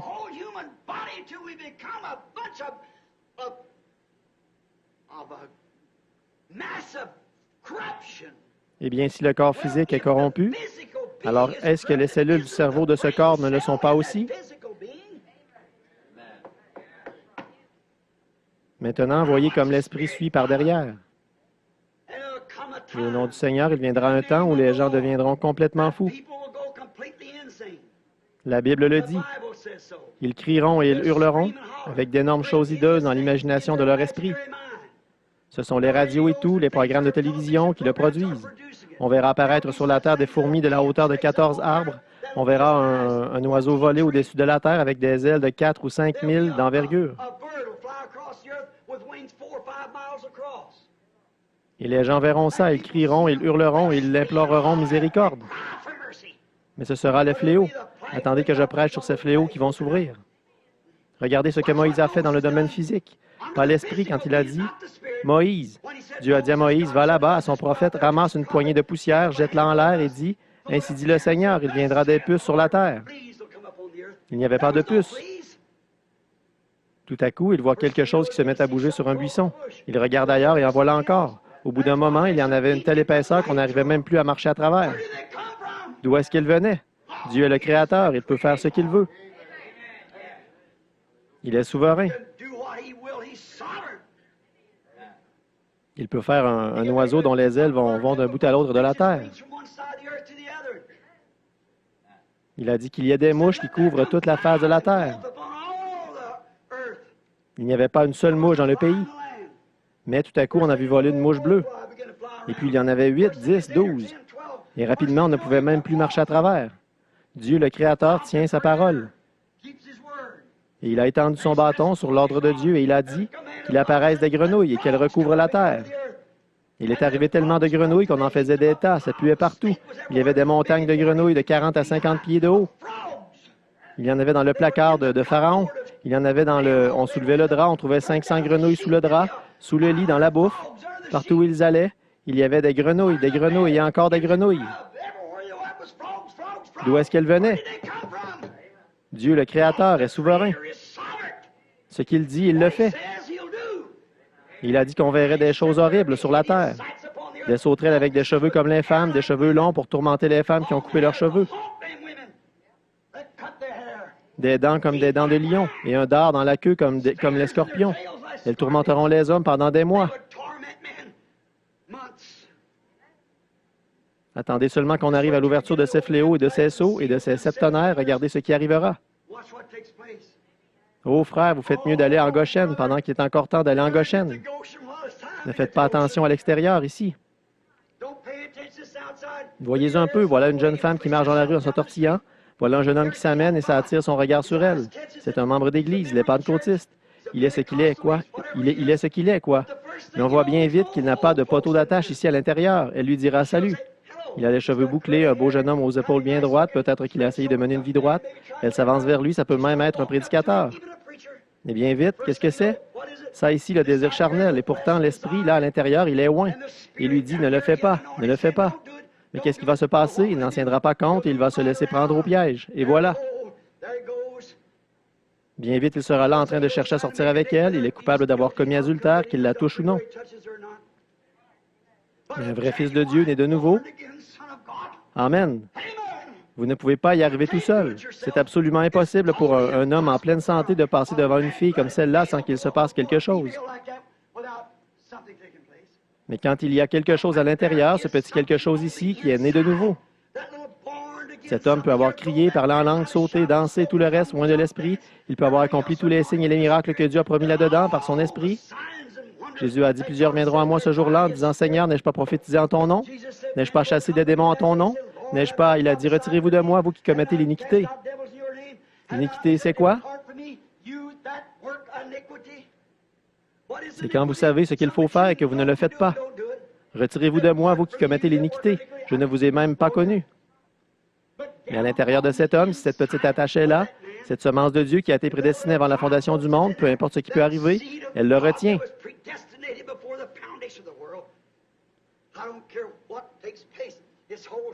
Elle ne bougera pas de là. C'est pour ça que cette femme-là, elle met des shorts. Elle est considérée comme une prostituée, exactement comme celle qui commet l'acte. Voyez, elle ne sait pas que cet esprit, par quoi est-ce qu'elle sait? Par son absolu. Qu'est-ce qu'un absolu? C'est le dernier mot. L'absolu, c'est l'amen. C'est la fin de toute contestation. Votre absolu. Et si votre Église, une Église pentecôtiste, vous dit que les cheveux longs et tout ça, c'est du fanatisme, c'est une vraie roue de secours, ce chignon, et ainsi de suite, ce genre de choses, l'homme qui vous dit ça est possédé du diable. Car la parole de Dieu dit, il est honteux pour une femme de se couper les cheveux. Elle déshonorerait son chef. Si elle déshonore son mari, et son mari c'est l'Église, et l'Église c'est Christ, alors elle est une infâme prostituée religieuse.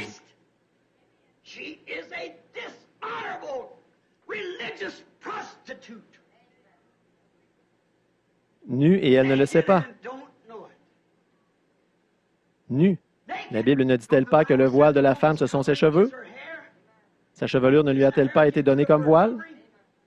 Un jour là-bas, au tribunal du jugement, j'ai essayé de vous faire ingurgiter le remède et de le retenir avec mes mains, et vous l'avez aussitôt recraché entre vos doigts. Mais un jour, Dieu les jugera. C'est ainsi dit le Seigneur. Ce n'était pas un tas de stupidité, ni une espèce de vieux fou dans tous ses états.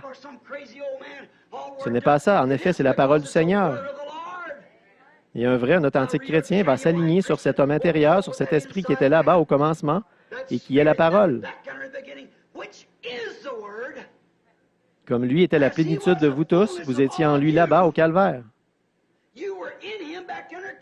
Il savait d'avance que vous seriez ici. Il a seulement montré ce qui allait se passer. Et vous étiez en lui. Vous êtes mort avec lui. Vous êtes mort à votre orgueil. Vous êtes mort à vos façons de faire. Vous êtes mort au monde quand vous êtes mort avec lui au calvaire. Et vous êtes ressuscité avec lui quand il est ressuscité le troisième jour. Et parce que vous l'avez accepté, maintenant vous êtes assis dans les lieux célestes en Jésus-Christ. Alléluia. Voilà, c'est cet homme intérieur. C'est cet intérieur qui ponctue la parole, qui s'accroche à la parole, quoi qu'il arrive. C'est plus fort que vous. J'ai appris ça il y a bien des années. Mon bébé était là en train de mourir. Ma femme était là à la morgue, embaumée et préparée. Ils m'ont fait venir. Sharon était en train de mourir. C'est la tentation la plus forte que j'ai jamais eue de ma vie. J'avais à peu près 25 ans, je suis allé là-bas et Billy Paul était à l'article de la mort.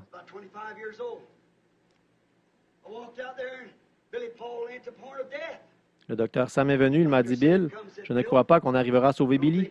Et il a dit, il est vraiment très malade.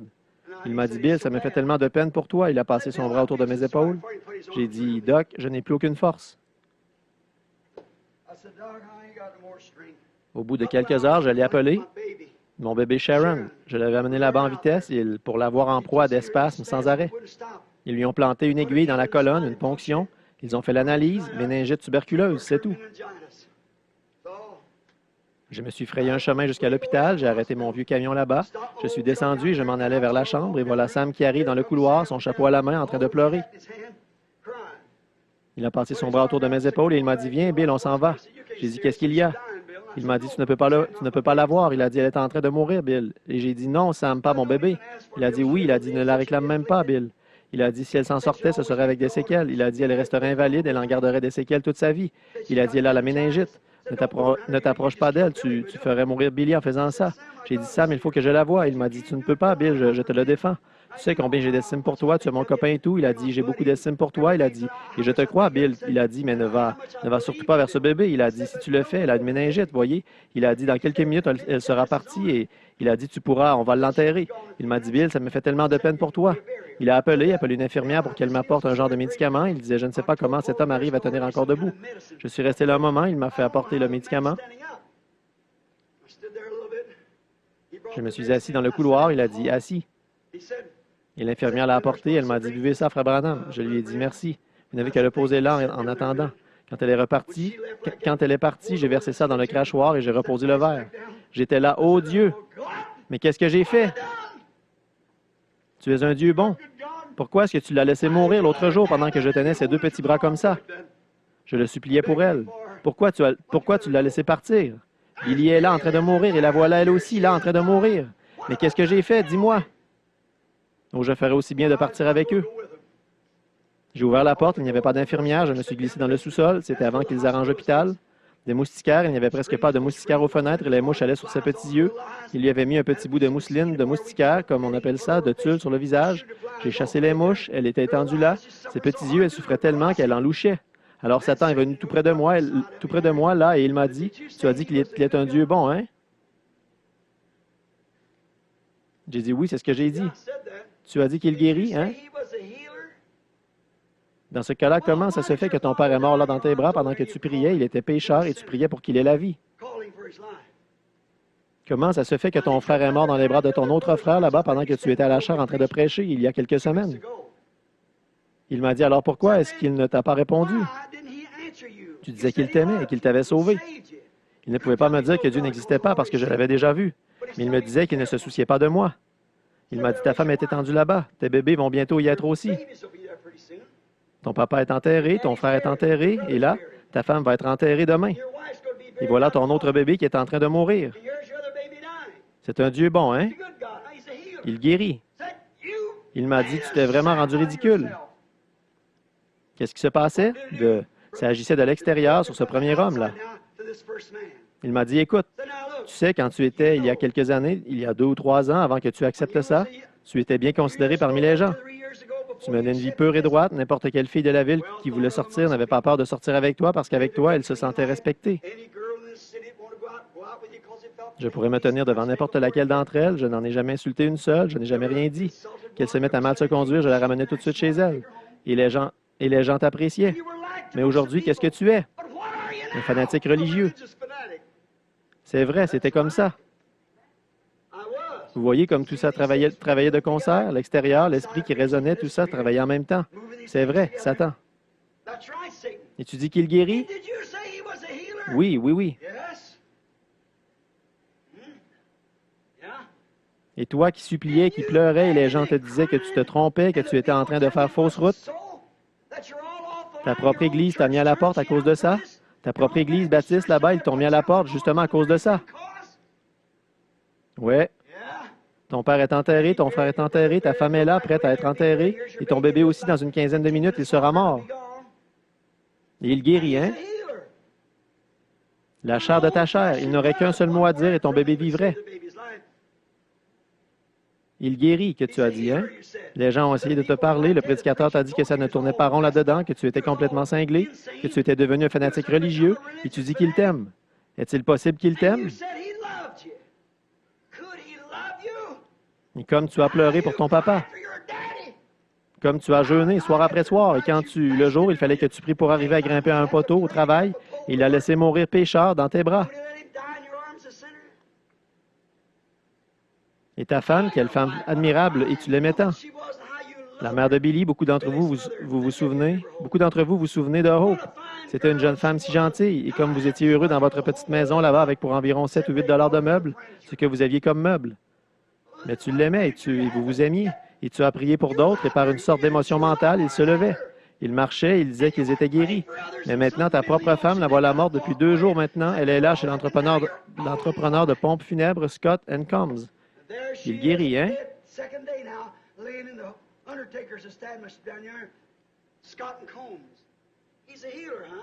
Et ton petit garçon, Billy Paul, à l'article de la mort, à 18 mois. Et ta petite fille de 8 mois, elle est ici en train de mourir d'une méningite. Tu as prié et Dieu a tiré les rideaux. Il a dit, tais-toi, je ne veux rien savoir, rien entendre, rien. Il t'a tourné le dos. C'est un Dieu bon, hein? Il t'aime, hein? Toutes les filles que tu as fréquentées, tous ceux qui étaient autrefois tes camarades et même tes meilleurs amis, ils t'ont quitté parce que tu es un fanatique religieux. Tout ce qu'il me disait, là, c'était la vérité. Tout ce qu'il disait, c'était parfaitement logique. Voyez ici. À ce moment-là, j'étais sur le point de dire, eh bien, si c'est comme ça qu'il fait, alors je ne le servirai pas.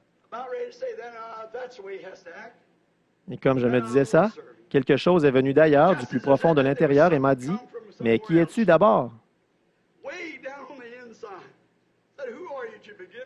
Le Seigneur a donné, le Seigneur a repris. Voyez, c'est cet homme intérieur. Lui, il ne raisonne pas du tout.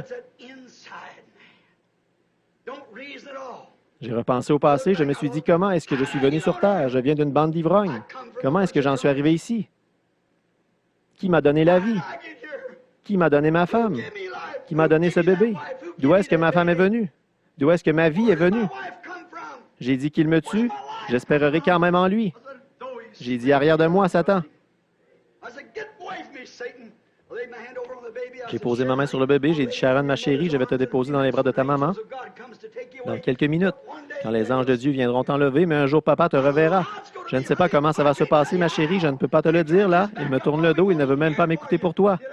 Il a laissé mourir ma femme pendant que je lui tenais les mains, que je pleurais pour elle. Et mon papa, il est mort dans mes bras, la tête sur mon bras, ici, en me regardant, en cherchant à reprendre son souffle. Et j'ai prié aussi fort que j'ai pu. Comment est-ce que je pourrais retourner devant les gens prêcher la guérison divine? Comment est-ce que je pourrais prêcher qu'il est un Dieu bon quand il a laissé mon propre papa mourir pécheur? Comment est-ce que je pourrais prêcher ça? Je ne sais pas comment, mais je sais qu'il a raison. La parole de Dieu ne faillira jamais. Elle vaincra quoi qu'il arrive. Alors j'ai su qu'il y avait quelque chose de plus profond que tous les raisonnements, quelque chose de plus profond que toutes les émotions, que toutes ces choses-là. Il y avait un homme intérieur et lui, il a tenu bon à ce moment-là. Rien d'autre n'aurait pu tenir. Toutes les raisons, tout pouvait démontrer, il y avait là toutes les preuves que c'était faux, que j'étais dans l'erreur. Mais la parole de Dieu, qui avait été prédestinée avant la fondation du monde, elle a tenu bon à l'intérieur. J'ai senti un léger souffle traverser la salle. Son esprit est allé rencontrer Dieu. Frères, sœurs, je vais vous dire, il n'y a rien d'autre que ça. N'essayez pas de raisonner la chose, n'essayez pas d'avoir les cheveux longs parce que c'est moi qui l'ai dit, n'essayez pas de faire toutes ces choses seulement parce que dans la chair, n'essayez pas de le faire juste pour être à la hauteur, mais attendez devant le Seigneur jusqu'à ce que quelque chose, tout au fond, à l'intérieur.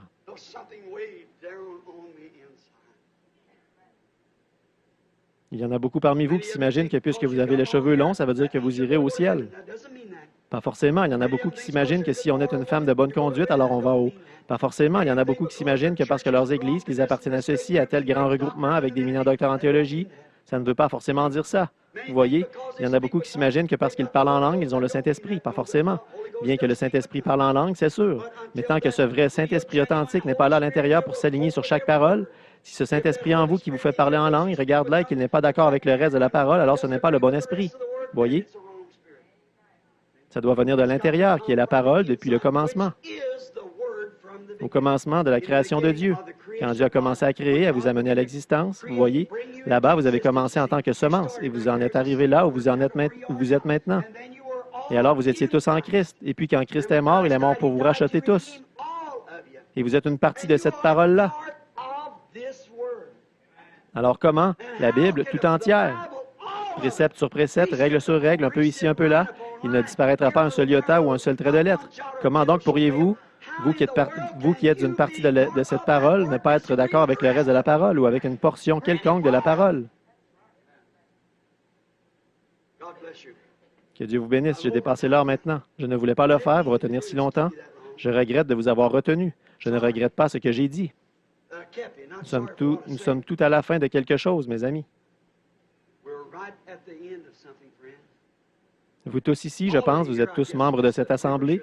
Je ne suis pas assez souvent ici pour savoir quels sont ceux qui sont membres. Je suppose que vous venez tous ici régulièrement.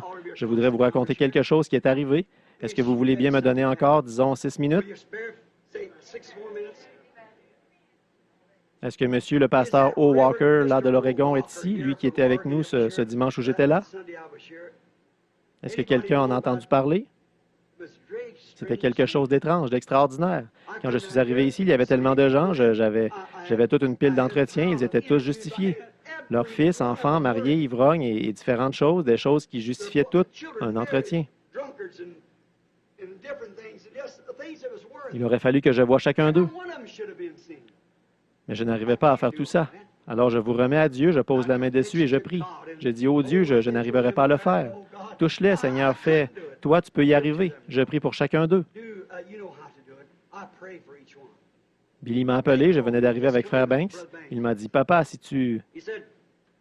Écoutez, des fois, je vois des gens qui passent en voiture, là, dans la rue et qui regardent vers la maison. Et moi, je les regarde et je les salue de la main comme ça et ils vont presque détourner la tête. Je ne veux pas que vous fassiez ça. L'autre jour, quand ils achetaient cette maison pour que j'y habite, là-bas à Tucson, il y avait une maison là-bas que frère Tony voulait m'acheter et qui coûtait 3 ou 4 fois plus cher que celle-là. Il était même prêt à payer plusieurs milliers de dollars de sa poche, mais la seule façon d'entrer là, un gardien était posté à l'entrée. C'est une annexe là, mais et les gens qui habitent là, pour les voir, il vous faut une autorisation écrite, alors le gardien les appelle pour leur demander s'ils sont d'accord de vous laisser entrer. Je lui ai dit, tu me verrais, moi, alors que j'ai des frères et sœurs qui viennent pour me voir, qui veulent me serrer la main et demander à Dieu de me bénir. Est-ce que tu me verrais, moi, m'en aller là-dedans, Tony?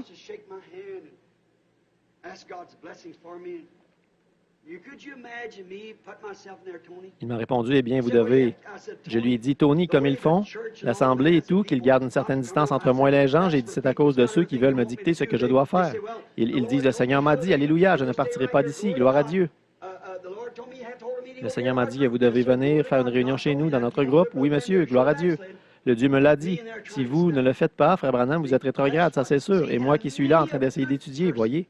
C'est pour ça, vous voyez, et bien des braves gens sont empêchés d'entrer à cause de ça. C'est comme quand un homme va chasser sur le domaine d'une ferme, un fermier lui dit, allez-y, vous pouvez chasser. Et alors vous y allez, vous abattez une de ses vaches, un lapin passe sous la vache et vous tirez sur le lapin quand même. Vous piétinez la clôture au lieu d'aller jusqu'au poteau et de grimper par là comme un homme honnête devrait le faire. Vous escaladez la clôture et vous la démolissez là. Voyez, alors il dira, je vais mettre une interdiction d'entrée.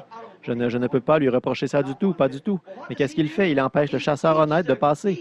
C'est toujours comme ça. C'est le mal qui empêche le bien d'avoir le dessus. Toujours.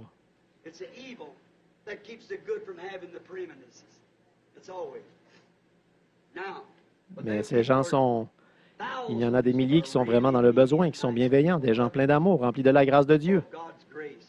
Et c'est ce qui arrive ici, que des gens viennent comme ça. On ne veut pas de ça, non. Mais cet homme est arrivé. Billy m'a dit, dépêche-toi de venir, papa. Il a dit, il y a Mme Waldorf qui est là avec des gens, quelqu'un qui est en train de mourir. Il faut que tu les vois tout de suite. Alors je me suis dépêché de venir ici.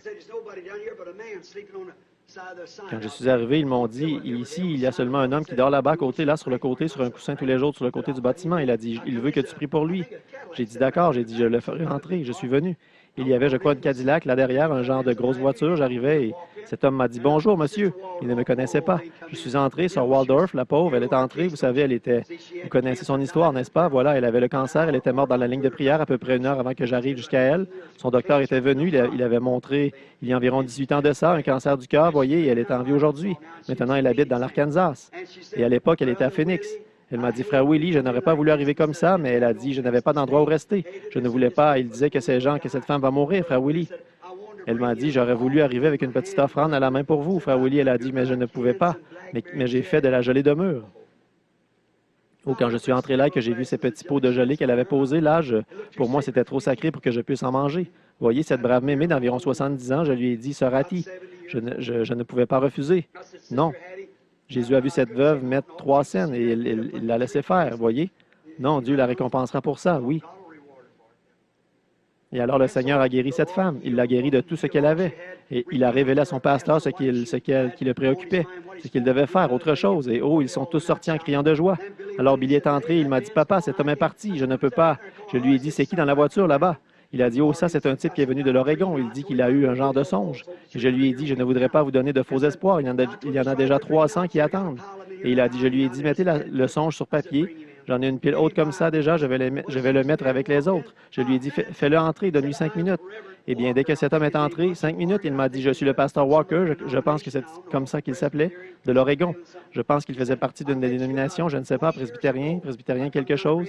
Il m'a dit, je vous ai rencontré il y a une vingtaine d'années, j'étais descendu à Grants Pass, où ce n'était pas Grants Pass là-bas, j'ai oublié comment ça s'appelle. Il m'a dit, dans toute la région, ça faisait les gros titres des journaux tous les matins. Tout le monde était au courant. Il a dit, je n'ai même pas pu entrer dans le bâtiment où vous étiez, mais je vous ai vu entrer. Et un jour, dans la rue, je me suis avancé vers vous. Il a dit, il y avait 4 ou 5 hommes autour de vous et je vous ai serré la main. Et je vous ai dit que j'étais frère Walker et vous m'avez dit qui vous êtes. Il a dit, on a échangé quelques mots, puis les 3 ou 4 hommes forts qui étaient avec vous vous ont fait avancer. Il a dit, je n'étais pas de ceux qui vous critiquaient et je n'étais pas non plus pour vous. Il a dit, je ne comprenais pas, c'est tout.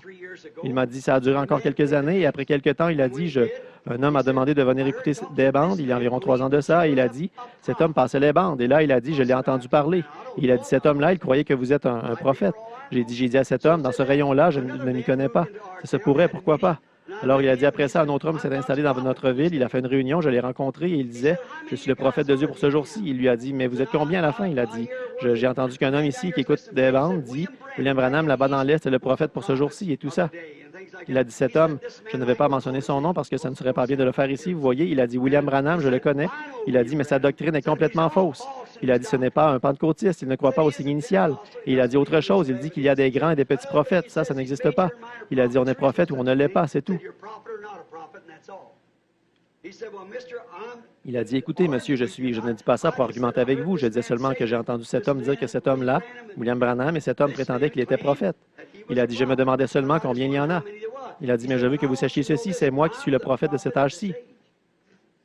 Alors il lui a répondu, vraiment? Il a dit, alors que le Seigneur vous bénisse et vous accompagne. Il a continué sans plus s'en occuper. Il disait qu'il avait commencé à faire une série de 3 ou 4 réunions avec les frères de chez lui. Il est allé à la poste pour dire, ne faites pas suivre mon courrier, gardez-le ici jusqu'à ce que je revienne dans 4 ou 5 jours. Ils ont dit très bien, ils ont mis une petite note là pour dire de ne pas le faire suivre. Il est parti voir sa fille et en partant, il s'est arrêté à une église. Il a prêché ce soir-là. Le lendemain matin, il disait que tout d'un coup, il s'est dit, va chercher la poste restante. Et quand il y est allé, il y avait une lettre qui avait quand même été transmise par la poste et qui est arrivée à sa fille.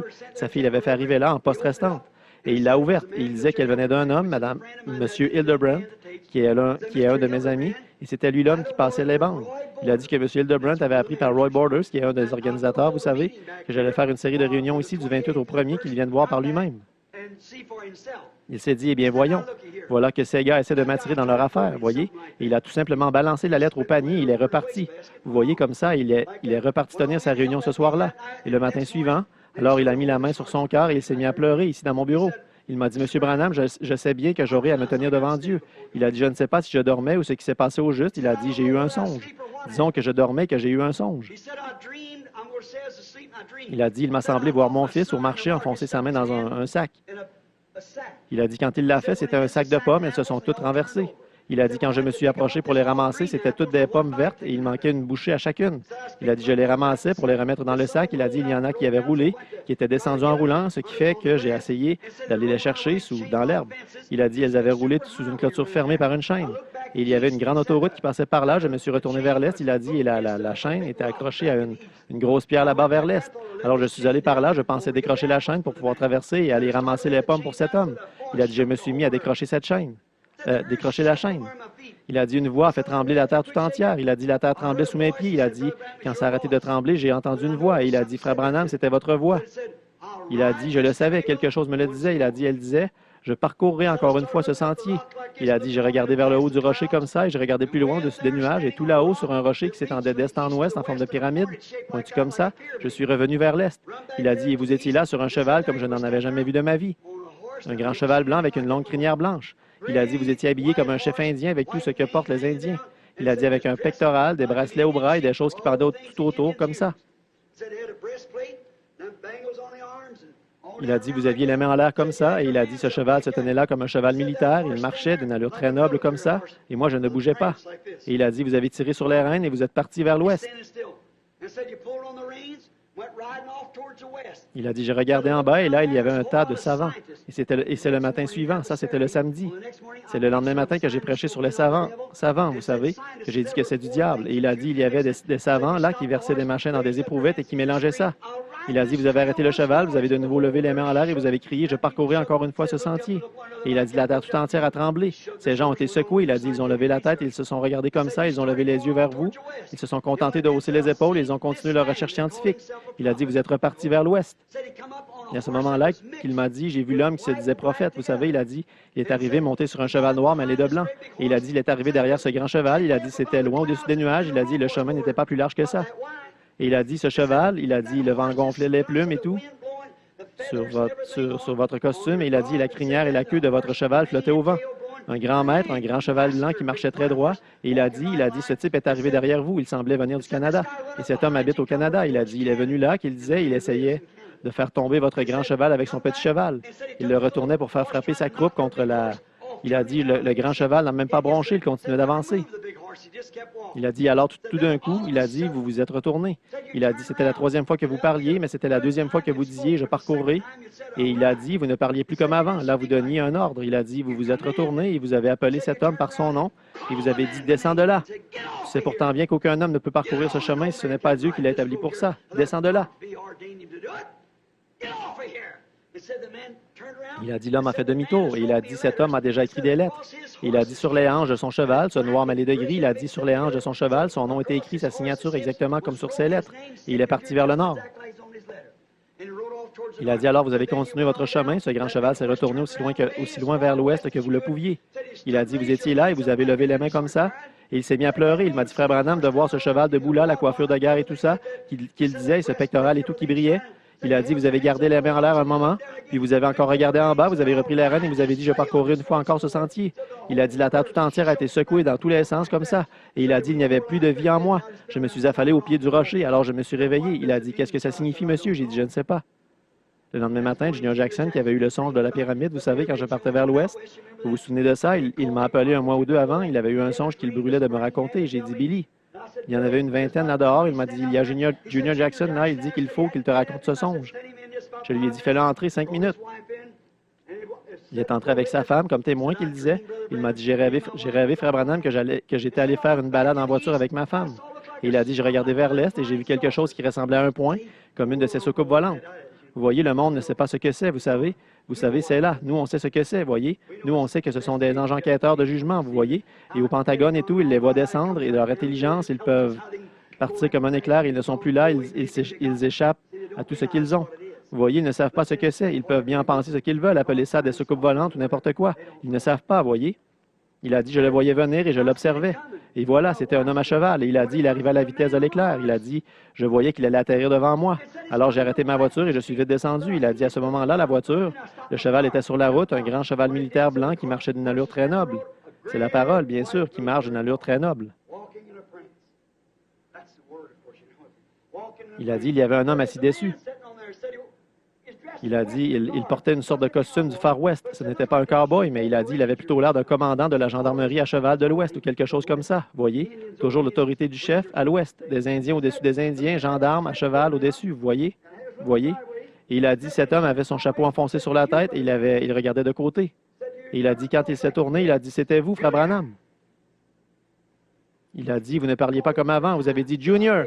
Je l'ai appelé 3 fois et j'ai dit, je vais te dire ce qu'il faut faire. Et il a dit, alors vous avez repris la reine du cheval, vous avez fait à peu près 3 foulées, vous êtes parti vers le ciel, vous n'étiez plus là, vous étiez parti vers l'ouest.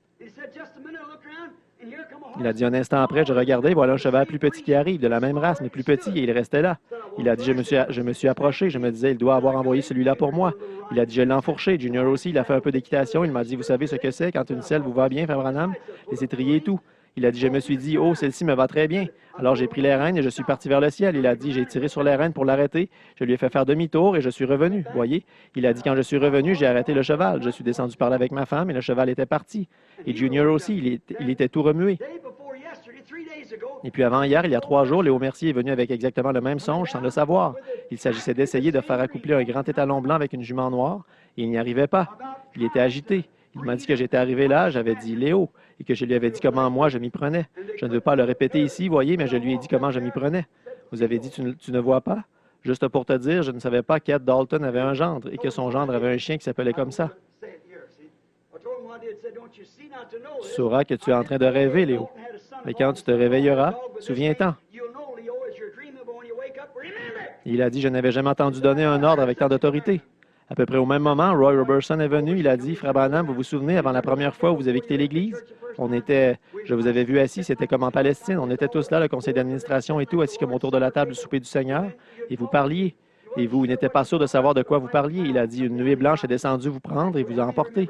Combien se souviennent du songe de Frère Roy? Et il a dit, cette nuée blanche vous a emporté. Et il a dit, vous n'étiez plus là. Je parcourais les rues à pied en criant et en pleurant.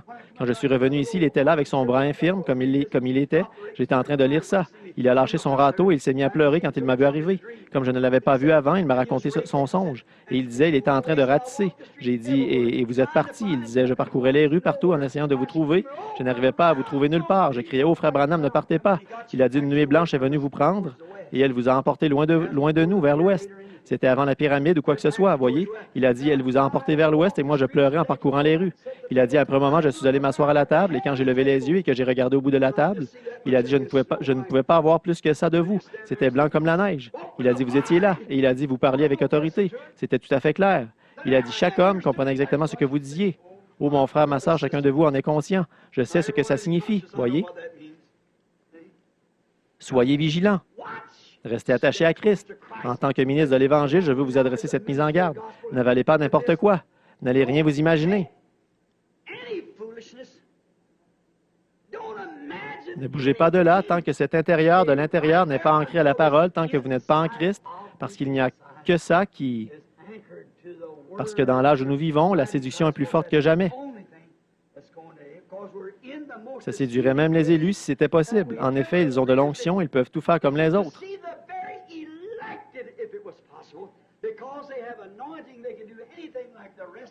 Mettez vos vies en ordre, payez vos dettes. Jésus a dit, ne devez rien à personne. Bien sûr, je ne parle pas de votre maison, votre loyer, tout ça. Vous ne pouvez pas faire autrement, déchargez-vous de tout. Mettez tout en ordre, préparez-vous. Tenez-vous prêts, souvenez-vous, au nom du Seigneur, quelque chose est sur le point d'arriver. Cette semaine, je vais partir dans les collines, pas vraiment pour chasser l'écureuil. Bien sûr, j'aime bien chasser l'écureuil, mais la raison pour laquelle j'y vais, c'est pour dire, oh Dieu, je ne sais plus de quel côté me tourner et je ne veux pas passer à côté. Aide-moi. Priez pour moi. Voulez-vous le faire? Moi, je prierai pour vous. J'espère, par la grâce de Dieu, que je vous rencontrerai tous et qu'on se retrouvera dans un pays meilleur que celui-ci. Pourquoi est-ce qu'on vient ici? Qu'est-ce qu'on fait? Est-ce qu'on vient ici pour jouer? Est-ce qu'on vient ici pour se rassembler comme un club? Club? Christ ne peut pas venir tant que l'Église n'est pas parfaitement en ordre. C'est nous qui l'attend. Je crois que nous sommes à la fin. Regardez ce qui s'est passé en Californie. Voyez les émeutes. Voyez les 19 meurtres qu'il y a eu. Des crimes racistes. Je vous avais bien dit, il n'y a pas longtemps ici, que ce Martin Luther King allait conduire son peuple au massacre. Combien s'en souviennent?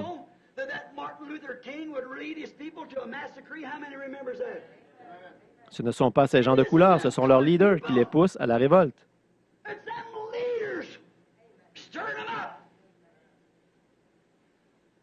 Ce n'est pas l'intégration, la ségrégation ou peu importe le nom qu'ils veulent y donner, c'est le diable. C'est vrai, et pas seulement pour les Blancs, les Noirs, c'est tout le monde, c'est le diable. Les hommes ont des facultés mentales et le raisonnement dégradé. Il n'y a aucun espoir. Au point où ça en est, c'est sans espoir. C'est complètement pourri. Les facultés mentales des hommes, ils ne savent pas prendre des décisions. Je ne suis pas un homme politique. Non, ni démocrate, ni républicain. Ils sont tous corrompus. Je suis pour un royaume, mais c'est le royaume de Jésus-Christ. C'est tout.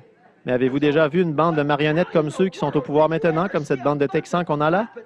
Ils disent « Oh, comme les gens voudront ».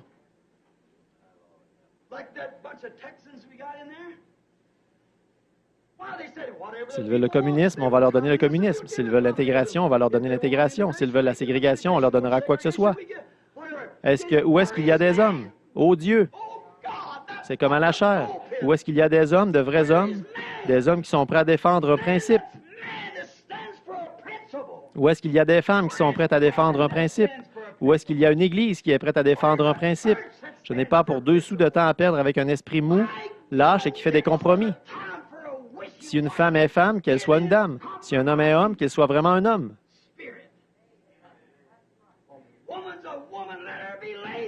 Si c'est un président, où sont passés ceux de la trempe de John Quincy Adams? Où sont passés ceux de la trempe d'Abraham Lincoln, des hommes qui ont des principes? Où sont passés ceux de la trempe de Patrick Henry, qui disait « Donnez-moi la liberté, sinon donnez-moi la mort ». Où est-ce qu'il y a un homme qui prend position pour ce qui est juste? Où est-ce qu'il y a un homme qui n'a pas peur de parler? Peu importe, même si le monde entier est contre lui, qui défendra ouvertement ce qui est juste, s'en tiendra à ça, quitte à y laisser sa vie. Où sont vos Arnold Von Winkelried d'aujourd'hui? Où est-ce qu'on peut trouver un homme intègre? Où est-ce qu'on peut trouver un homme avec un bon esprit? Ils sont tellement lâches, tellement mous qu'ils ne savent même pas ce qu'ils croient.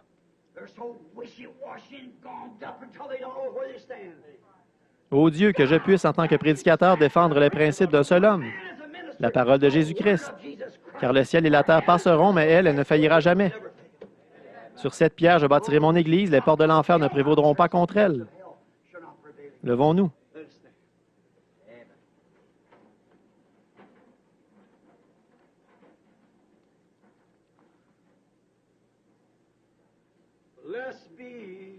Béni soit le lien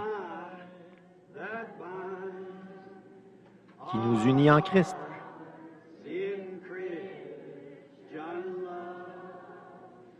Le saint amour, l'amour divin,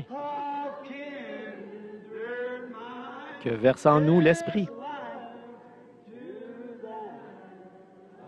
Maintenant, tenez-vous par la main. Si nous devons bientôt quitter ces lieux bénis,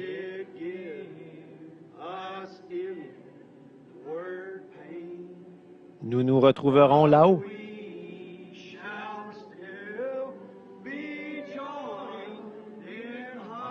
Pour toujours réunis.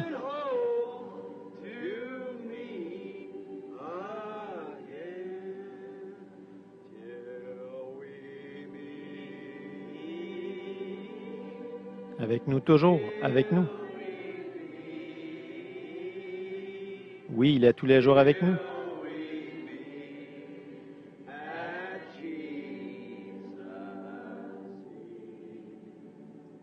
Avec nous toujours. Avec nous.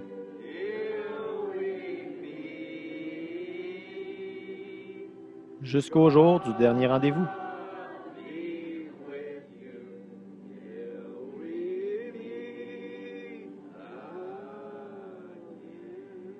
Maintenant, courbons la tête pendant que Frère Neville terminera la réunion par un mot de prière. Alors revenez ce soir, nous prévoyons une glorieuse réunion ce soir ici au tabernacle. Que Dieu vous bénisse et priez pour moi. Moi, je prierai pour vous. Mes amis, ne pensez pas que je suis un fanatique. Ne pensez pas que j'essaie de vous imposer quelque chose. Je vous aime. J'ai un principe et c'est la Bible. On ne peut pas en retrancher un seul mot, ni y ajouter un seul mot. Je la crois comme elle est écrite. Maintenant, courbons la tête pendant que notre précieux et fidèle pasteur termine la réunion. Que Dieu te bénisse, Frère Neville.